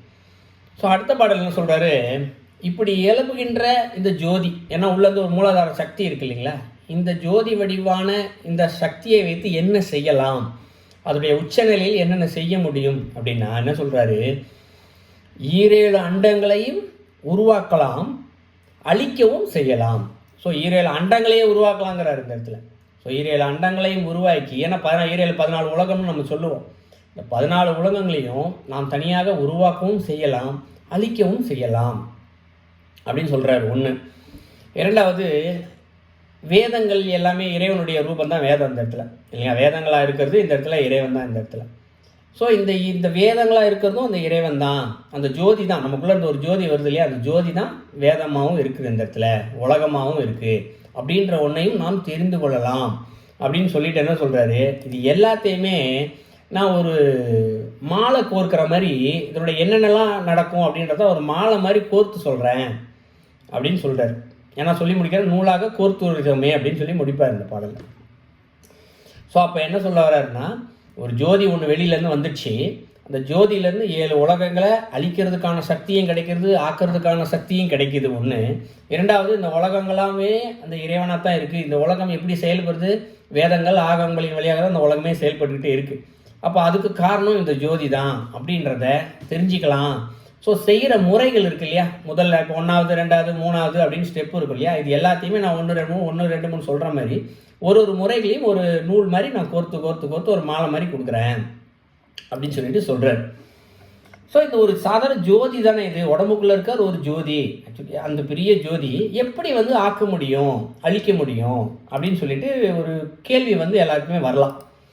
இன்னொன்று, இது அகப்பூசைக்கு தான் சொல்கிறேன் இந்த இடத்துல, உடம்புக்குள்ளே இருக்கிற ஜோதின்னு சொல்லிட்டு. இப்போது புறப்பூசையும் செய்யலாம் இந்த இடத்துல. யாகம் செய்வதின் விளைவாக சரிங்களா, யாகம் செய்யும் பொழுது யாகம் செய்கிறதுக்கு நெருப்பு காற்று தேவை அப்படின்னு சொன்னோம் இல்லைங்களா, இந்த காற்று வேணும், நெருப்பு எரியறதுக்கு காற்று வேணும். ஸோ அப்போ எப்படி காற்றை வந்து உடம்பு மேலே இருக்க காற்றை உடம்புக்குள்ளே எடுத்து மூலாதார வழியாக கொண்டு போகும்போது உள்ளே இருக்கிற அக்னி போகுதோ, அதே போல் நம்ம வந்து புறப்பூசை செய்யும் பொழுது அக்னி எரிஞ்சிக்கிட்டே இருக்கு இல்லையா, அந்த அக்னி காற்றானது எப்படி ஈர்த்து கொள்கிறது, ஈர்த்து கொண்டதுக்கு பிறகு அந்த அக்னி என்ன பண்ணும், உங்களுக்கு ஆக்சிஜனை எடுத்துக்கும், கார்பன் டை ஆக்சைடை விடும். ஒரு காற்றை எடுத்துகிட்டு இன்னொரு காற்றை விடுது இல்லைங்களா, அது எப்படி விடுது அப்படின்றத நம்ம உன்னித்து கவனித்தல் இந்த இடத்துல. யாகம் செய்து கொண்டே இருக்கும்போது எப்படி காற்று எடுத்துக்குது, எப்படி காற்றை விடுது அப்படின்றது போல் நம்ம ஒரு பார்த்துக்கிட்டே இருந்தோம் அப்படின்னா, இது பார்த்துக்கிட்டே இருக்கணும்னா சும்மா ஒரு நாள் 2 நாளில் இது நடைபெறது கிடையாது. இதுக்கெல்லாம் பார்த்திங்கன்னா ஒரு குறைஞ்சது 30 வருஷம் 40 வருஷம் எந்த வித சிந்தனையும் இல்லாமல் யாகம் செய்து கொண்டே இருத்தல். இது பக்தி மார்க்கமாக இருந்தாலும் சரி, கர்மயோகமாக இருந்தாலும் சரி. அப்போ தான் லேசாக கொஞ்சமாவது தெரிய ஆரம்பிக்கும். சும்மா 1 நாள் 2 நாள் செஞ்சாலாம் நிச்சயமாகவே கிடைக்காது இந்த இடத்துல, சரிங்களா? ஸோ அப்படி தெரிஞ்சிக்கிற அந்த ஜோதி தான் வச்சு இங்கே ஆக்கவும் செய்யலாம், அழிக்கவும் செய்யலாம் அப்படின்னு சொல்கிறார். ஸோ அது எப்படி முடியும் அப்படின்னு விஷயம் பார்த்தோன்னா, இந்த இடத்துல நம்ம ஆரம்பத்தை சொல்லுங்க, தில்லை அந்தணர்கள் அப்படின்னு சொல்லி பார்த்தோம் இந்த இடத்துல. ஸோ அவருடைய வரலாறு வச்சு பார்த்தாலே தெரியும் இந்த இடத்துல. ஏன்னா தில்லை அந்தணர்கள் யாகம் செய்கிறதுல அவங்களுக்கு மிஞ்சினவங்க யாருமே கிடையாது இந்த இடத்துல. ஆனால் அவங்க யாகம் செய்து அவர்களுக்கு தேவையான எல்லாவற்றையுமே பெற்றுக்கிறாங்க இந்த இடத்துல. தேவையில்லாததை அழிச்சிக்கிறாங்க, தேவையானதை பெற்றுக்கிறாங்க. அதனால் இறுதியாக அவங்களுக்கு இறைவன்ற ஒருத்தரையே மறந்துடுறாங்க. யாகம் தான் முக்கியம், அதோட வேறு ஒன்றுமே இல்லை அப்படின்னு சொல்லி அவங்க அந்த எண்ணத்துக்கு வந்துடுறாங்க. அதுக்கப்புறம் தான் இறைவன் பிச்சாடனராக வந்து இந்த இடத்துல அவருடைய மாயையை அழிக்க போய், யாகன்றதை விட இறைவன் தான் முக்கியம் அப்படின்றது தெரிய வைக்கிறதுக்காக தான் பிச்சாடனுடைய ரூபமே அவதாரமே எடுத்தார் அவங்களுக்கு. ஸோ பிச்சாடனராக வரும்போது கூட அவங்க வந்து இது இவரை அழிச்சிடணும் அப்படின்ற காரணத்துக்காக தான் யாகத்திலேருந்து என்ன வர வச்சாங்க, உங்களுக்கு பாம்பு, புலி, யானை, முயலகன் என்ற அரக்கன் எல்லாத்தையுமே உருவாக்குனாங்க இந்த இடத்துல. ஸோ பாடலில் என்ன சொல்லியிருக்காரு, ஆக்கவும் முடியும் அழிக்கவும் முடியும்னு சொல்கிறார். இது 7 உலகங்களையும் ஆக்கவும் முடியும் அழிக்கவும் சொல்கிறார். ஒரு முழுமை பெற்ற ஞானிகளால் அதை செய்ய முடியும். ஆனால் இவங்க சாதாரண மனுஷங்க தான் இந்த இடத்துல யாகம் செய்து அதில் முழுமை பெற்றவர்கள். ஸோ சாதாரண மனிதர்கள் யாகத்தில் முழுமை பெற்றவர்களே ஒரு பாம்பு, புலி, யானை இதெல்லாம் உருவாக்குனாங்கன்னா இவர்கள் ஞானம் பெற்றால் எதெல்லாம் செய்ய முடியும்? உலகத்தை உருவாக்கவும் முடியும், உலகத்தை அழிக்கவும் முடியும். ஸோ அந்த இடத்துக்கு அவங்கள கொண்டு போகிறதுக்கு, அந்த நிலைக்கு கொண்டு போகிறதுக்கு தான் பிச்சாடனர் ரூபம் எடுத்து அவருடைய ஒரு அறியாமையை போக்கினார் இந்த இடத்துல. ஸோ இப்படி அவங்க ஒரு இதை அழிக்கிற சக்தியை செய்கிறாங்க இல்லையா, பிச்சாடரையே அழிக்கிறதுக்கு இத்தனை மிருகங்களை கொடுத்து அழிச்சிட்டுவான்னு சொன்ன மாதிரி இந்த உலகத்தை அழிக்கக்கூடிய சக்தியும் பெறலாம், இந்த ஜோதியால் பெற முடியும் அப்படின்னு ஒரு கருத்து. அப்போ இந்த இடத்துல இறைவன் தான் உலகத்தை படைக்கிறாரு, காக்கிறாரு. அப்போ இவர்களும் அதனை செய்கிறார்கள். எப்படி அப்படின்னா இவங்க இறைவனாகவே ஆகிவிட முடியும் அப்படின்றதான் முக்கியமாக நம்ம இங்கே தெரிஞ்சுக்கணும். எல்லாம் இறைவன் தான் 7 உலகங்களையும் படைச்சாரு, அவரே அழிக்கவும் செய்கிறாரு, அவரே ஆக்கவும் செய்கிறாரு. இந்த இடத்துல படைத்தனன் துடைத்தனன் அப்படின்னு ஒரு பாடலை. அப்போ சாதாரண ஒரு மனிதன் யாகம் செய்து அந்த உச்சப்பட்ட ஞானி என்ற நிலையை அடையும் போது அவர்களாலும் இந்த செயல்களை செய்கிறார்கள் அப்படின்னா இந்த இடத்துல அவர்கள் இறைநிலையை அடைந்து விட்டார்கள்.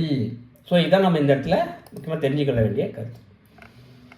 ஸோ அடுத்தது யாகம் செய்யும்போது என்ன அனுபவம் எடுத்து, ஏன்னா இப்போ நம்ம யாகம் எப்படி பயிற்சி முறை சொன்னார், மூச்சு காற்று எப்படி விட்டு வெளியில் எடுக்கணும் அப்படின்ற பயிற்சி முறை சொன்னார். அப்புறம் அழித்தல், காத்தல், அழித்தலையும் உருவாக்கல் ரெண்டுத்தையுமே சொன்னார். ஸோ அதுக்கடுத்து என்னென்னலாம் அனுபவம் கிடைக்கும் அப்படின்னு பார்த்தோன்னா, இப்போ நம்ம உடம்பு எடுத்தாச்சு இல்லைங்களா, அந்த உடம்பு எதுக்கு எடுத்திருக்கோம்? ஆசைகள்னால எடுத்திருக்கோம். ஸோ அந்த ஆசைகள்னால வினைகள் நிறையா சேர்ந்துருக்கு. அதை செய்யும்போது வினைகள் செய்யும்போது கர்மங்கள் நிறையா செய்யுது. மூலமாக காரணமாக பார்த்தா ஆசைகள் தான் இங்கே காரணம் எல்லாத்துக்குமே. இந்த ஆசைகள் எப்படி செயல்படுகிறது அப்படின்னு சொல்லி பார்த்தோம்னா, அதற்கு நம்ம உடம்புக்குள்ளே 16 இயக்க சக்திகள் இருக்குது. இதை 16 கலைகள் அப்படின்னு சொல்லுவாங்க இந்த இடத்துல. ஸோ இயக்க சக்தி அப்படின்னா என்னென்னா, இப்போது நமக்கு ஒரு சாப்பிடணும்னு ஒரு ஆசை இருக்குது. ஸோ இந்த சாப்பிடணுன்ற ஆசை, ஒரு இனிப்போ இல்லை ஏதோ ஒன்று சாப்பிடணும்னு ஆசை இருக்குது. இந்த ஆசையை சாப்பிட்டு முடித்தால்தான் அது தீரும், கர்மங்கள் தீரும். அப்போ தான் பிறவி இல்லாத நிலைக்கு ஒரு ஆசையாக இப்படி தீர்த்துக்கிட்டே அனுபவிச்சு தீர்க்கும் போது தான் இந்த இடத்துல நம்ம அந்த பிறவி இல்லாத நிலைக்கு போக முடியும். இப்போ இந்த ஆசை எப்படி உள்ளே உருவாகிறது, அதுக்கு ஏதாவது ஒரு பின்னாடி இருந்து ஒரு தூண்டுதல் வேணும் இல்லையா, அதைத்தான் நீங்கள் இயக்க சக்தியே அப்படின்னு சொல்கிறார். இப்போ ஒருத்தருக்கு இனிப்பு பிடிக்கும், ஒருத்தருக்கு காரம் பிடிக்கும், ஒருத்தருக்கு பிரியாணி பிடிக்கும். ஏன் எல்லாருக்கும் ஒரே மாதிரி பிடிக்கல? ஏன்னா அவர்கள் அதை ஆசைப்பட்டு இருக்கிறார்கள். பிரியாணி இல்லை இனிப்பு ஒருத்தர் சாப்பிடணும் அப்படின்னு நினச்ச ஆசை, அவருடைய கர்ம வினை இருந்துச்சுன்னா உள்ளிருந்து உங்களுக்கு அந்த சிந்தனை வர வேணும் இல்லையா. அந்த சிந்தனை, ஆகா எனக்கு இது பிடிக்கும், பார்த்தோன்னே நாக்கு எச்சி ஊறும், இல்லை அந்த வாசனை என்ன செய்யும், சாப்பிடுன்னு சொல்லும். இந்த எண்ணங்கள் எப்படி வருகிறது அப்படின்னு பார்த்தா, இந்த எண்ணங்கள் வருகிறதுக்கு உள்ளே இருந்து என்ன பண்ணுது, ஒரு 16 விதமான செயல்கள் இயக்க சக்தி செஞ்சுக்கிட்டே இருக்குது இந்த இடத்துல.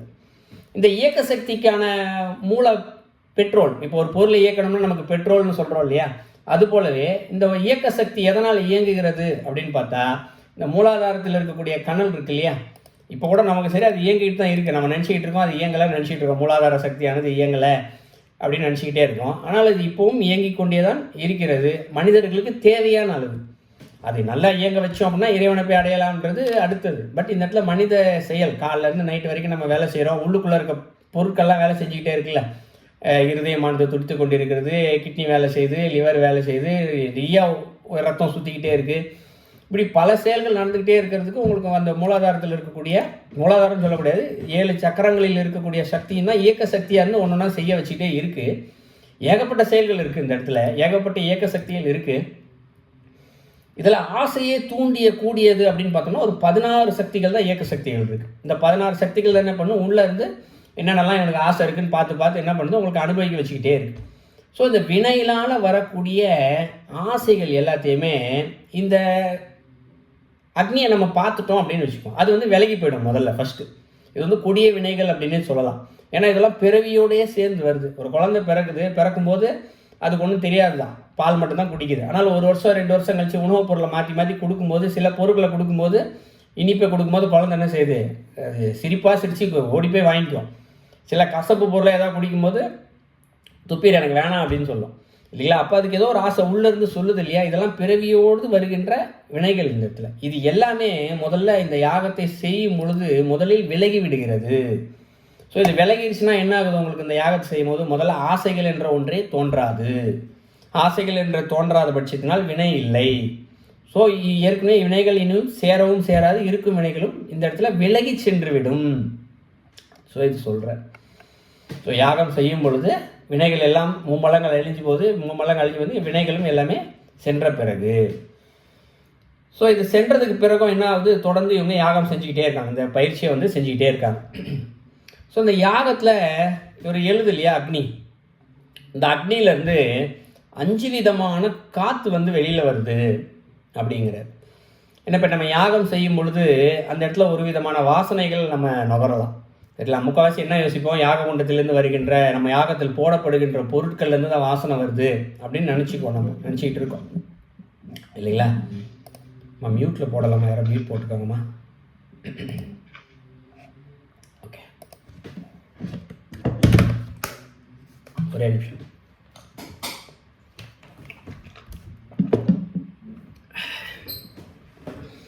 இந்த யாகம் செய்யும்போது அங்கே இருக்கிறவங்க தெரியும் 5 விதவிதமாக காற்று, அந்த ஒரு வாசனை என்று சொல்லுவோம் இந்த இடத்துல. சரிங்களா? விதவிதமான வாசனைகள் நகர்ந்துருக்கலாம். பலருக்கு இந்த அனுபவம் நுகர்ந்துருக்கலாம்.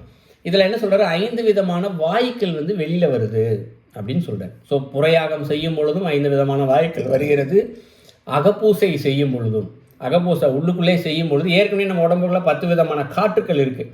ஸோ அந்த காற்றுக்கள் என்ன அப்படின்னு குறிப்பிடுறாருன்னா, பிராணன், அபானன், உதானன், வியானன், சமானன். ஸோ இந்த மாதிரி 5 விதமான காற்று வந்து இருக்குது. உடம்புக்குள்ளேயும் இருக்குது, வெளியிலையும் இருக்குது.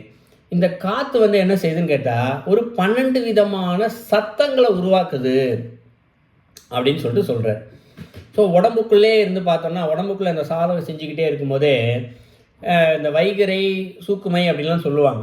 ஏன்னா சத்தங்கள் என்று சொல்லப்படுகிறது நம்மளுடைய காதுக்குள் விழுந்தால் தான் நம்ம உள்ளால் உணர முடியும் இல்லையா?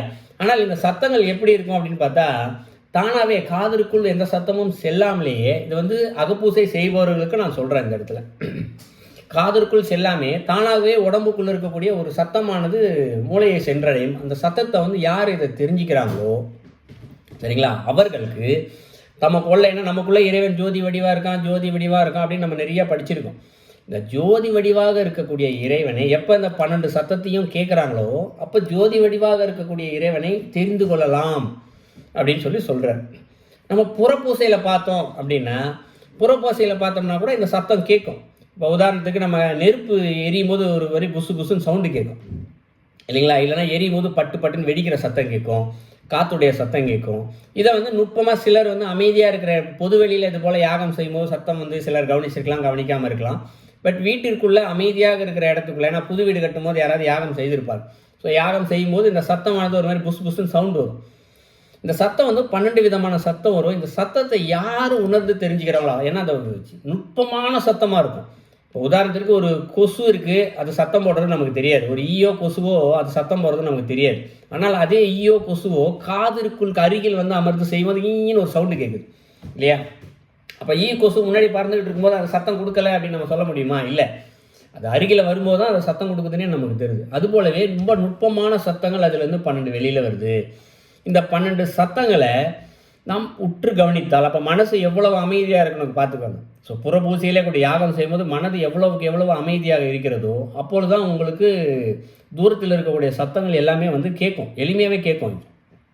ஸோ இந்த சத்தங்கள் எப்போ கேட்குதோ அப்பொழுது அவர்களால் அந்த இறைவனை தரிசிக்க முடியும். இறைவனையும் சொல்லப்படுகிறது நமக்குள்ள ஜோதியாக இருக்கிறார் இல்லையா, அந்த ஜோதியாக இருக்கக்கூடிய இறைவனை தரிசிக்கலாம் அப்படின்னு சொல்கிறார். ஸோ இப்போ அந்த ஜோதியாக நம்ம இறைவனை தரிசித்தோம் இல்லையா, அவர் எப்படி இருப்பார் அப்படின்னு சொல்கிறார். எப்படி இருப்பார்னா, அந்த ஜோதி வடிவுன்றது அந்த உச்சத்தால் இருக்கு இல்லையா, அது வந்து வட்ட வடிவமாக இருக்குது. அந்த வட்ட வடிவத்துக்கு கீழே அந்த ஜோதியுடைய வலதுபுறம் இடதுபுறம் இருக்குது இல்லையா, அதோடைய கதிர்கள்னு சொல்லுவோம் இல்லைங்களா, ரொம்ப நுட்பமாக தான் இருக்கும். அதுவும் அந்த கதிர்கள் கூட கையாகவும் இருக்குது 2 பக்கமும். ஸோ அந்த நடுவில் இருக்க பகுதி உடலாக இருக்குது. ஸோ மொத்தத்துக்கு அந்த ஜோதி வடிவம் எப்படி இருக்குன்னு பார்த்தா அது வந்து ஒரு சிவலிங்கம் வடிவாகவே இருக்குது இந்த இடத்துல அப்படின்னு சொல்லிட்டு சொல்கிறார் இந்த இடத்துல. ஸோ இந்த சிவலிங்கத்தையே நம்ம பார்த்ததுக்கப்புறம் இறைவியே உள்ளேருந்து உணர்த்துவாளாம் இந்த இடத்துல. இதுக்கு பேர் தான் சிவலிங்கம், இதுக்கு பேர் தான் இந்த ஜோதியை நம்ம உள்ளே பார்த்தோம் இல்லையா, அந்த ஜோதி வடிவத்தை பார்த்ததுக்கப்புறம் இதை உணரும் பொழுது, ஏன்னா உடனே ஜோதியத்தை பார்த்தோன்னே இதை உணர மாட்டோம், தொடர்ந்து சாதகத்தை செஞ்சுக்கிட்டே இருக்கணும். செய்து கொண்டே இருக்கும் பொழுது அப்போ இறைவி உள்ளேருந்து உணர்த்துவலாம், இதுக்கு பேர் தான் சிவலிங்கம் அப்படின்னு சொல்லி உணர்த்துவாங்க. ஸோ அப்படி உணர்த்துறது போது பார்த்தவங்களுக்கு தான் தெரியும் சிவலிங்கம்னா எப்படி இருக்குன்னு சொல்லிட்டு. ஏன்னா நம்ம வந்து ஃபிசிக்கலாக கோயிலில் பார்க்குறோம் இதுதான் சிவலிங்கம் நம்ம தெரிஞ்சுக்கிட்டு இருக்கோம். ஆனால் உடலுக்குள்ளே இருக்கக்கூடிய நம்ம உடம்புக்குள்ளே இருக்கக்கூடிய ஜோதின்னு சொல்கிறோம் இல்லைங்களா, அந்த ஜோதியின் வடிவம் தான் இங்கே சிவலிங்கம். அதை தான் நம்ம வெளியில் பார்த்து பூஜை பண்ணிகிட்டு இருக்கோம். அதை பார்த்து பூஜை செய்து அதையே உள்ளுக்குள் பார்க்க வேண்டும் அப்படின்ற ஒரு தத்துவத்துக்கு தான் சிவலிங்க வடிவமே வந்துச்சு வெளில கோயிலில் வைக்கிறது. சரிங்களா? ஸோ இப்படி ஒரு ஜோதி வடிவத்தை பார்க்கலாம், சிவலிங்கமாகவே இருக்கக்கூடிய ஒரு இதை பார்க்கலாம். அப்படி அந்த ஜோதி பார்த்துக்கலாம், சிவலிங்கமாக இருக்கக்கூடிய ஒரு ஜோதியை பார்த்துட்டோம் இல்லையா?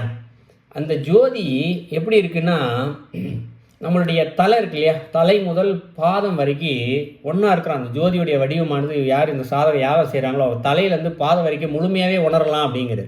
ஏன்னா ஒரு சின்ன சிவலிங்கன்னா சும்மா நம்ம மனக்கண்ணால் பார்க்குறது இல்லை கொஞ்சோண்டு யோசிச்சு பார்க்குறது அப்படிலாம் இல்லை, உடல் முழுவதுமே உணர்வது. இந்த தலையிலிருந்து கால் வரைக்கும் மொத்தத்தையே இதை உணரலாம் அப்படின்னு சொல்கிறார்.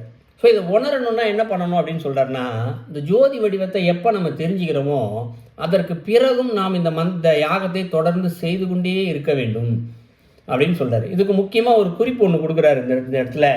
நீங்கள் மந்திரத்தை சொல்லிக்கிட்டே இருக்கீங்களா, எப்போ இந்த சிவலிங்க வடிவத்தை நாம் பெற முடியும் அப்படின்னா, இந்த மந்திரத்தை பொருள் உணர்ந்து படிக்கும் பொழுது இல்லை. இப்போ நம்ம முன்னாடி அந்த ஞான மார்க்கத்துக்கு சொன்ன பாருங்க, நீங்கள் பக்தி மார்க்கத்தில் செல்பவர்களாக இருந்தாலும் சரிங்களா, ஏன்னா அதுக்கான தகுதி வந்துடுது, பக்குவம் வந்துடுது இந்த இடத்துல. சரிங்களா? இது எப்படின்னா பக்தியில் ஞானம், ஞான மார்க்கம் என்று தனியாக கிடையாது, பக்தியில் ஞானம். ஏன்னா ஞானத்தில் பக்தி, ஞானத்தில் யோகம், ஞானத்தில் கர்மம், இது நிறையா வருது இந்த இடத்துல. யோகத்தில் ஞானம் நிறையா வரும், இதில் பக்தியில் ஞானம் இது தானாகவே அதுக்கான எண்ணங்கள் மனசுக்கு அதுக்கான பக்குவத்துக்கு போயிடும். அப்போ இந்த மந்திரத்திற்கான பொருளை எப்போ உணர்றோமோ அப்போ தான் இது தலை உச்சியிலிருந்து பாதம் வரைக்கும் நம்மளால் உணர்ந்து கொள்ள முடியும். அப்படி உணரும்போது அந்த இறைவனுடைய ஏதாவது ஒரு இடத்துல வச்சு பார்க்கணும் அப்படின்னு நினைக்கும் போது, ஏன்னா ஒரு பேரின்பது உச்சநிலை, பேரின்ப நிலை, இது தலையிலேருந்து கால் வரைக்கும் உணருது.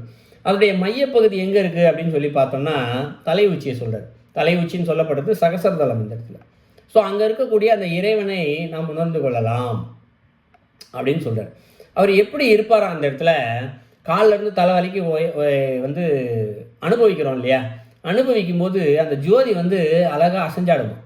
அது எப்பப்பெல்லாம் அசைஞ்சாடுதோ அப்பப்பெல்லாம் அங்கேருந்து அமிர்தம் சுரக்கும் அப்படிங்கிறது. ஏன்னா நம்மளாம் நினச்சிட்டு இருக்கோம் இங்கேருந்து சகசரதலுக்கு போய் சேர்ந்துன்னா அமிர்தம் சுரந்துடும் அப்படின்றோம். அது எப்படி சுரக்குதுன்னே சொல்கிறார் இந்த இடத்துல.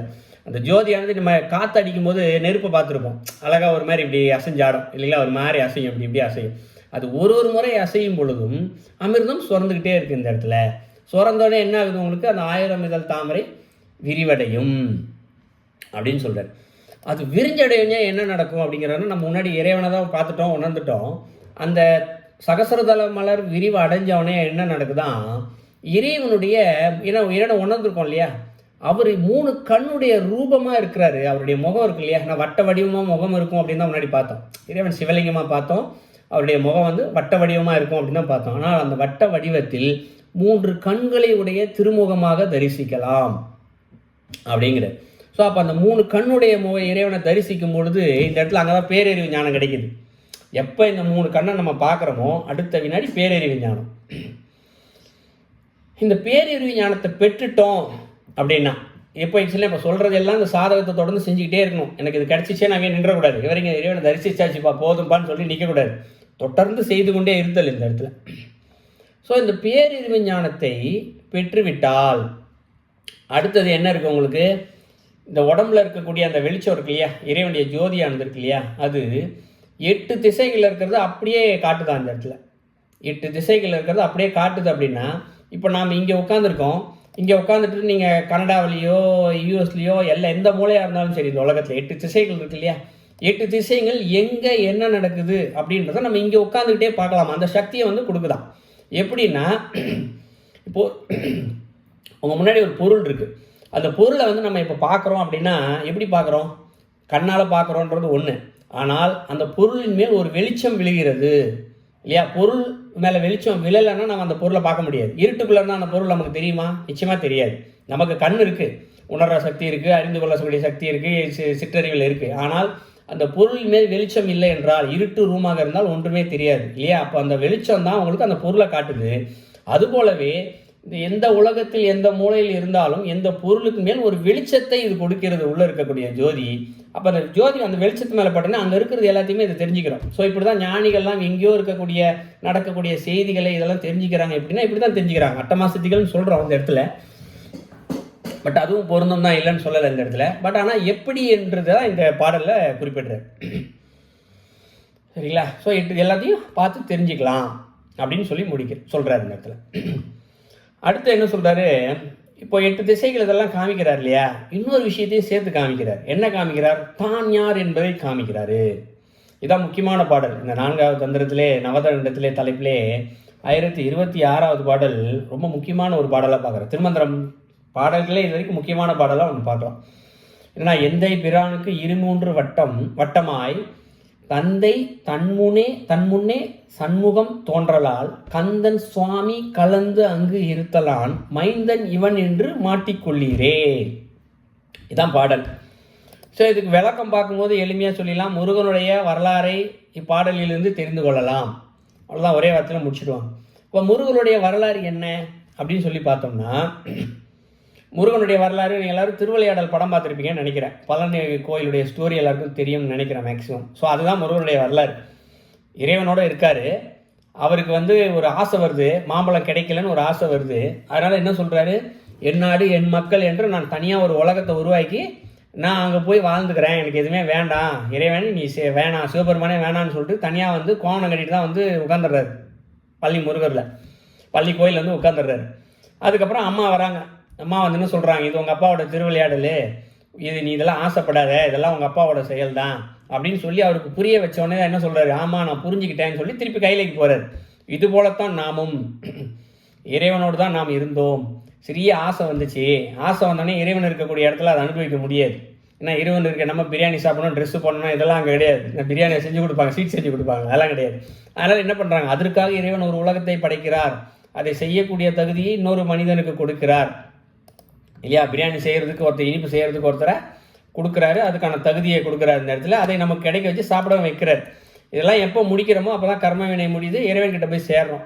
இந்த தத்துவம் தான் முருகருடைய தத்துவம். அப்போ ஆன்மா என்று சொல்லப்படுகிறது, நமக்குள்ள ஒரு ஆன்மா இருக்கு இல்லையா, அந்த ஆன்மா எப்படி இறைவனிடத்திலிருந்து ஆசைப்பட்டு பிரிந்து இந்த உலகத்திற்கு வந்ததோ, திருப்பி இந்த ஆசையை எப்படி தீர்த்து கொண்டு மீண்டும் இறைவிடம் எப்படி சென்றதோ, இந்த ஒரு தத்துவம் இருக்குல்லையே, இதான் முருகனுடைய தத்துவம். இதான் இந்த பாடலுடைய விளக்கம். இந்த விஷயத்தை தெரிஞ்சுக்கலாம் அப்படிங்கிறார். ஸோ அப்போ என்ன அர்த்தம், தனக்குள்ள இருக்கும் ஆன்மா யார், எங்கிருந்து வந்தது, எப்படி வந்தது என்ற எல்லாத்தையுமே இதை தெரிந்து கொள்ளலாம். அடுத்த ஸ்டேஜ் இந்த யாகத்தை தொடர்ந்து செய்து கொண்டே இருக்கும் பொழுது அடுத்தது தான் யார் என்பதை இவர் உணர்ந்து கொள்கிறார். தான் யார் என்பது மட்டுமில்லை, ஏன்னா 8 திசைகளில் இருக்கக்கூடிய ஒரு எல்லாத்தையுமே பார்க்குற சக்தி கிடைச்சிருச்சு. அப்போ தான் யார் என்பது மட்டும் கிடையாது, தன்னை சுற்றி இருக்கக்கூடியவர்களும். இப்போ ஒரு ஞானிக்கிட்ட யாரோ ஒருத்தர் போகிறாங்கன்னா அவர் நம்மளை வச்சு நான் தெரிஞ்சு வச்சுருக்கார் இல்லையா, தெரிஞ்சு எது நன்மையானதோ அவருக்கு செய்து கொடுக்குறார். எப்படி செய்து கொடுக்குறார், எதுக்கு பிறந்திருக்காங்க, அவன் என்ன தப்பு பண்ணியிருக்கான், எல்லாம் ஞானிக்கு தெரியும். எப்படி தெரிஞ்சுக்கிறாரு, அந்த ஆத்மாவே அவர் தெரிந்து வைத்துக்கிறார்.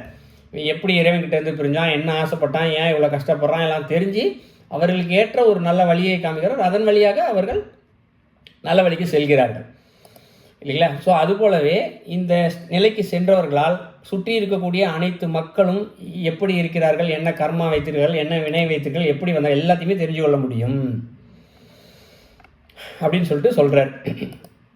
அதற்கு பிறகு சரிங்களா, அதற்கு பிறகு இந்த ஜோதி இருக்கு இல்லையா, ஏன்னா இது இன்னும் அடுத்த ஸ்டேஜ்னு போயிட்டே இருக்கும் இந்த இடத்துல. ஏன்னா நூலை மாலையாக கோர்த்தோமே அப்படின்னு சொன்னார் இல்லையா, அதுபோல். ஸோ அதற்கு பிறகு இந்த அக்னி இருக்கு இல்லையா, இந்த அக்னி ஒரு பக்கம் போய்கிட்டே இருக்குது, மந்திர உச்சாடனம் ஒரு பக்கம் போயிட்டே இருக்குது. ரெண்டுத்தையுமே இவர் செஞ்சுக்கிட்டே தான் இருக்கார் இந்த இடத்துல. யாகத்தில் சொல்லிக்கிட்டே இருக்கார், அக்னி எரிஞ்சிக்கிட்டே இருக்குது, மந்திரத்தை சொல்லிக்கிட்டே இருக்கார்.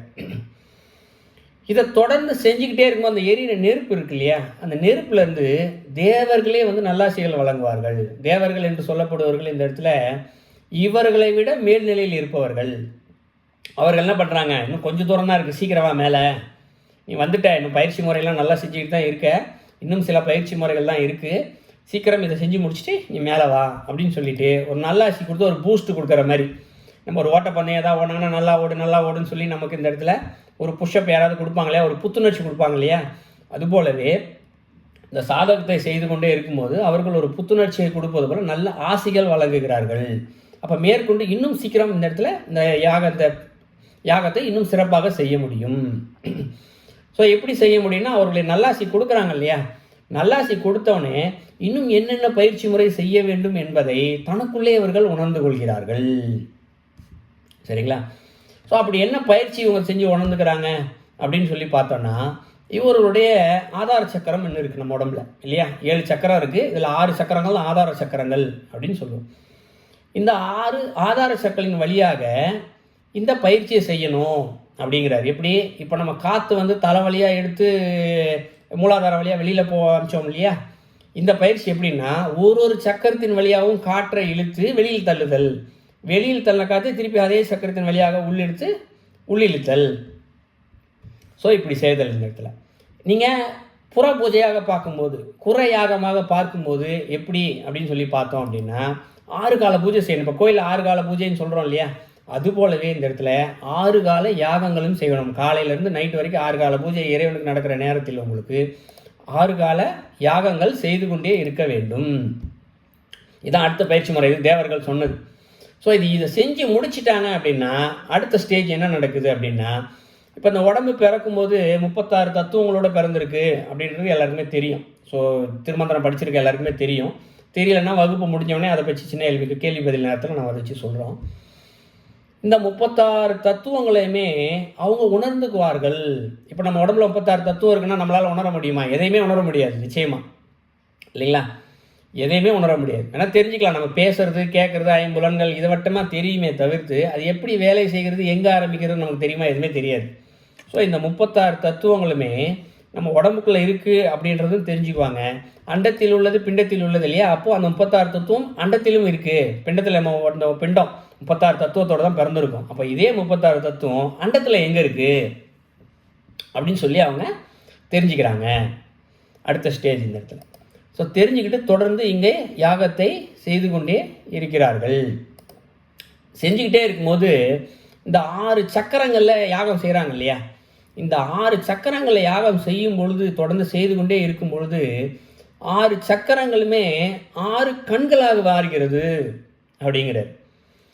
ஏன்னா முக்கண் நமக்கு தெரியும் இல்லையா? நம்மகிட்ட இப்போ இருக்கிறது 2 கண், நடுவில் நெத்திக்கு நடுவில் இருக்கிறது 3வது கண்ணு, முக்கண் அப்படின்றது நமக்கு தெரியும். ஆனால் இதில் என்ன சொல்கிறார்? 6 சக்கரங்களில் 6 கண்கள் இருக்கிறது அப்படிங்கிறார். இந்த 6 கண்களின் வழியாக பார்க்கும் பொழுது தான் அந்த எல்லையில்லாத இறைவனுடைய ஒரு உண்மை ஸ்வரூபத்தை பார்க்க முடியும் அப்படிங்கிறார். ஏன்னா இப்போ இருக்கிற கண்ணெல்லாம் பார்க்கவே முடியாது, அதுக்கான சக்தியே கிடையாது. இதெல்லாம் வெறும் சின்ன சிற்றறிவு தான் இந்த இடத்துல. இதெல்லாம் சாதாரண என்ன கண், குருட்டு கண் தான். இதெல்லாம் கண்ணால் பார்க்குறமே தவிர்த்து இறைவனை பார்க்க முடியாத பட்சத்தில் இது குருட்டு கண் தான் இந்த இடத்துல. ஆனால் இந்த 6 சக்கரங்களை நம்ம பார்க்கும்பொழுது 3வது கண்ணு தெரிஞ்சிருச்சுன்னா இறைவனை உணரலாம், ஜோதி வடிவாக பார்க்குறோம். ஆனால் இறைவனுடைய ரூபம் என்று ஒன்று இருக்கு இல்லையா? அந்த ரூபத்தை இந்த 6 கண்களால் மட்டும்தான் முழுமையாகவே தரிசிக்க முடியுமா? அந்த அளவுக்கு பிரம்மாண்டமாக இருக்குமா அந்த இடத்துல. அதை முழுமையாகவே நம்ம தெரிஞ்சுக்கலாம் அப்படிங்கிறது. ஸோ நம்ம 6 கண்களாலும் பார்க்கக்கூடிய அந்த ரூபமானது எப்படி இவங்க உணர்றாங்க அப்படின்னா, அண்ட சராசரங்கள் எங்கும் எப்படி ஒரு பறந்து விரிந்து இருக்கிறாரோ அதை அப்படியே அவங்களால உணர முடியுமா அந்த இடத்துல? ஏன்னா இப்போ நம்ம 2 கண்ணால் பார்க்குறோம், அதிகபட்சம் எவ்வளோ பார்க்க முடியும்? கண்ணு கெட்டியது. ரூமுக்குள்ளே இருக்குன்னா 4 சுவர் தான் தெரியும், அதுக்கு மேலே ஒன்றுமே தெரியாது இல்லையா? இந்த ரூமுக்குள்ளே இறைவன் இருக்கார், எல்லாரும் வாயால் சொல்லுவோம், நம்புவோம், ஆனால் உணர மாட்டோம், தெரியாது இல்லையா? ஆனால் இந்த 6 கண்களால் அண்ட சராசரங்களும் நடுவில் எதுவுமே மறைக்க முடியாது. இந்த இடத்துல எல்லாத்துல இருக்கும் எப்படி பரவி விரிஞ்சிருக்காருன்றதை தெரிஞ்சுக்கலாம் அப்படின்னு சொல்கிறார்.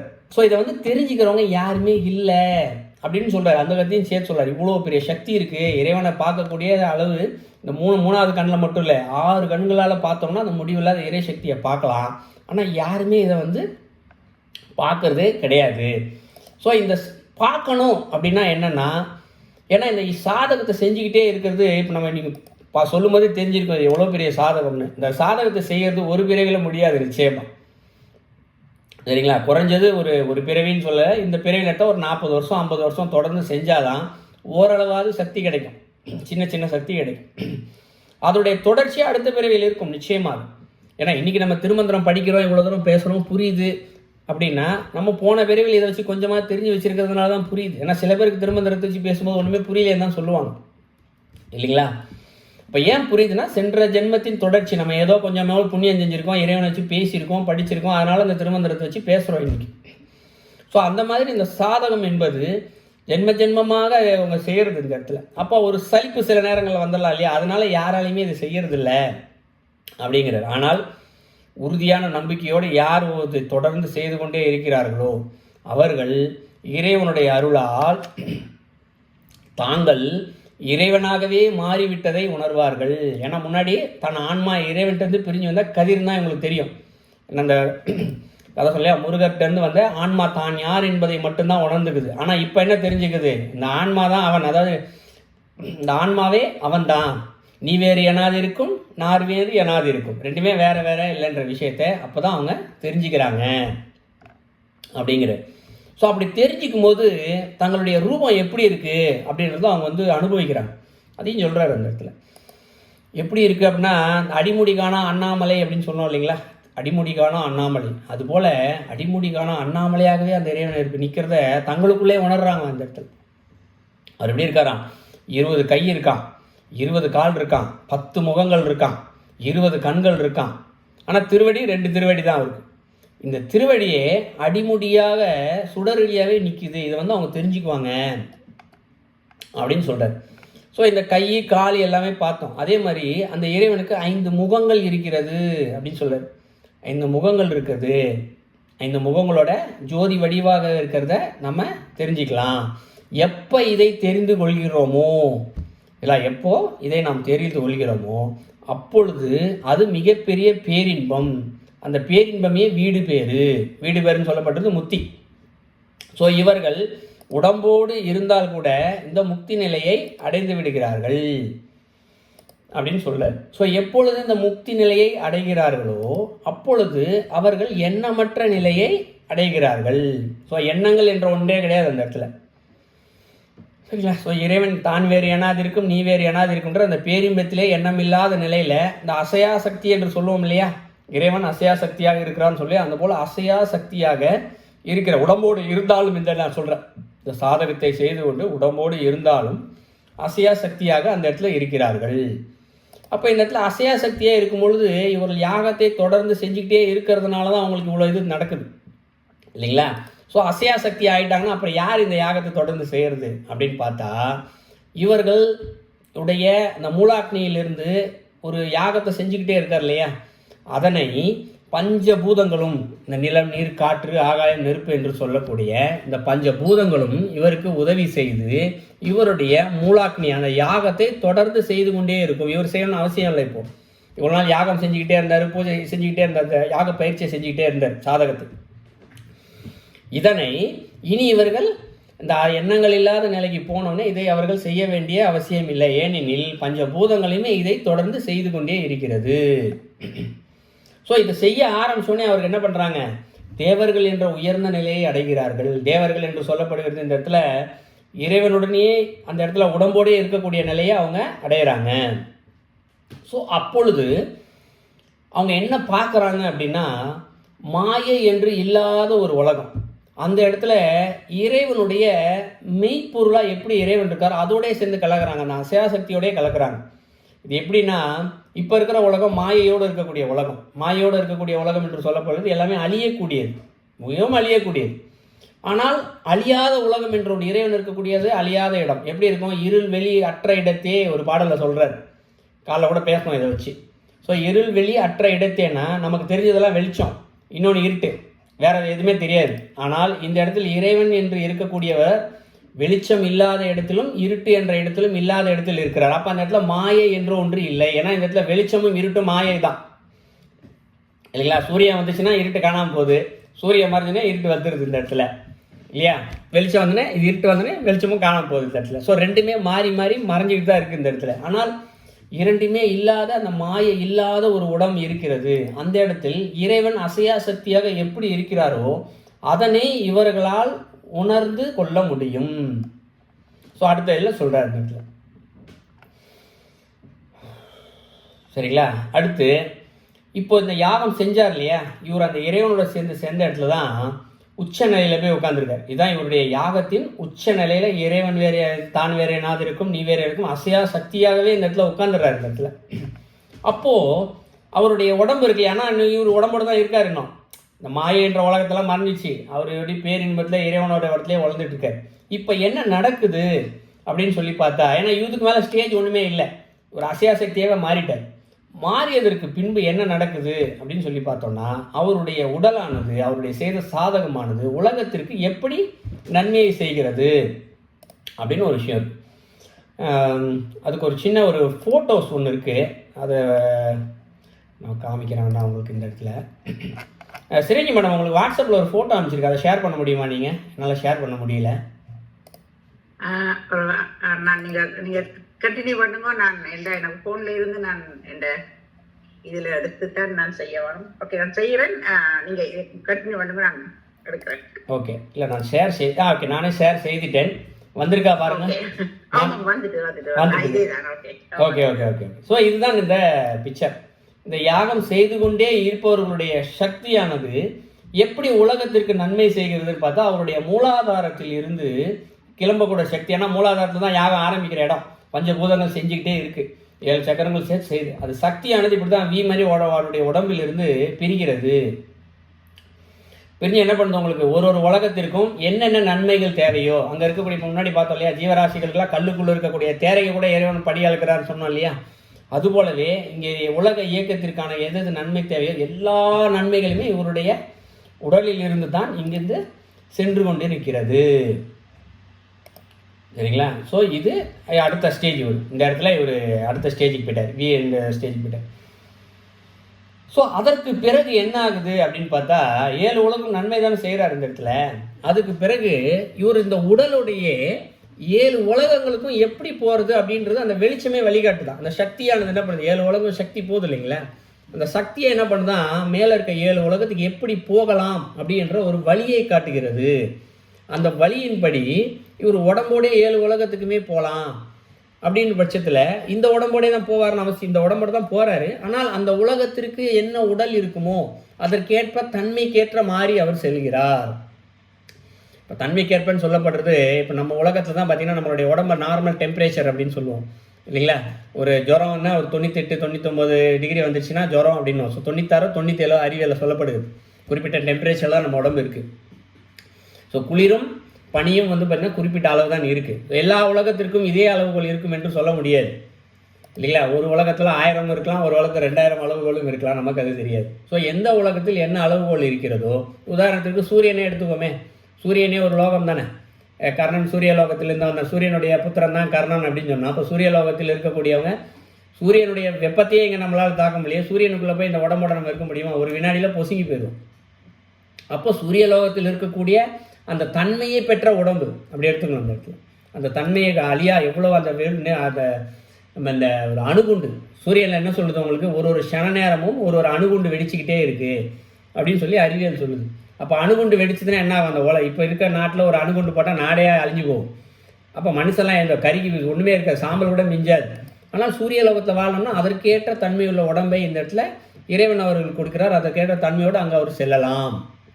அப்படி செல்லும் பொழுது அந்த உலகத்தில் இருக்கவங்கள என்ன பண்ணுவாங்களா, இவரை வணங்கி வரவேற்பார்கள், வணங்கி நிற்பார்கள். ஸோ இது சொல்கிறார். ஸோ ஆனால் இவ்வளவு சாதகத்தையும் சொல்லி முடித்ததற்கு பிறகு இந்த சாதகத்தை செய்பவர்கள் யாரும் இல்லை அதையும் சொல்லிடுறார் சேர்த்து. ஏன் அப்படின்னா இதை செய்வதற்கு பல யுகங்கள் ஆகும்.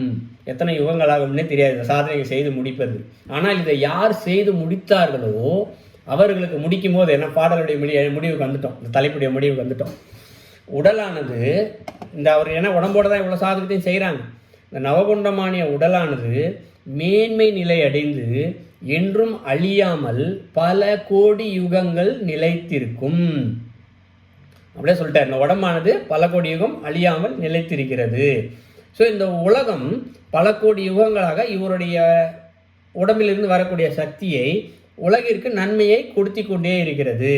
ஸோ இந்த உலகம் பயன்படுத்தி கொண்டே இருக்கிறது. ஸோ அந்த பாடலுடைய நிறைவு பாடலோடு முடிக்கிறார் இந்த இடத்துல. ஸோ நவகுண்டம் தலைப்பு நம்ம முன்னாடியிலேருந்து பார்த்தோம், ஆரம்பத்துலேருந்து இப்போ வரைக்கும் ஒரு ஸ்டெப்பு, 1ஆம் வகுப்பு 2ஆம் வகுப்பு அப்புறம் கல்லூரி அப்புறம் மேல் படிப்பு அப்படி என்பது போல் சாதாரணமாக யாகம் செய்தலில் நாம் ஆரம்பித்தோம்.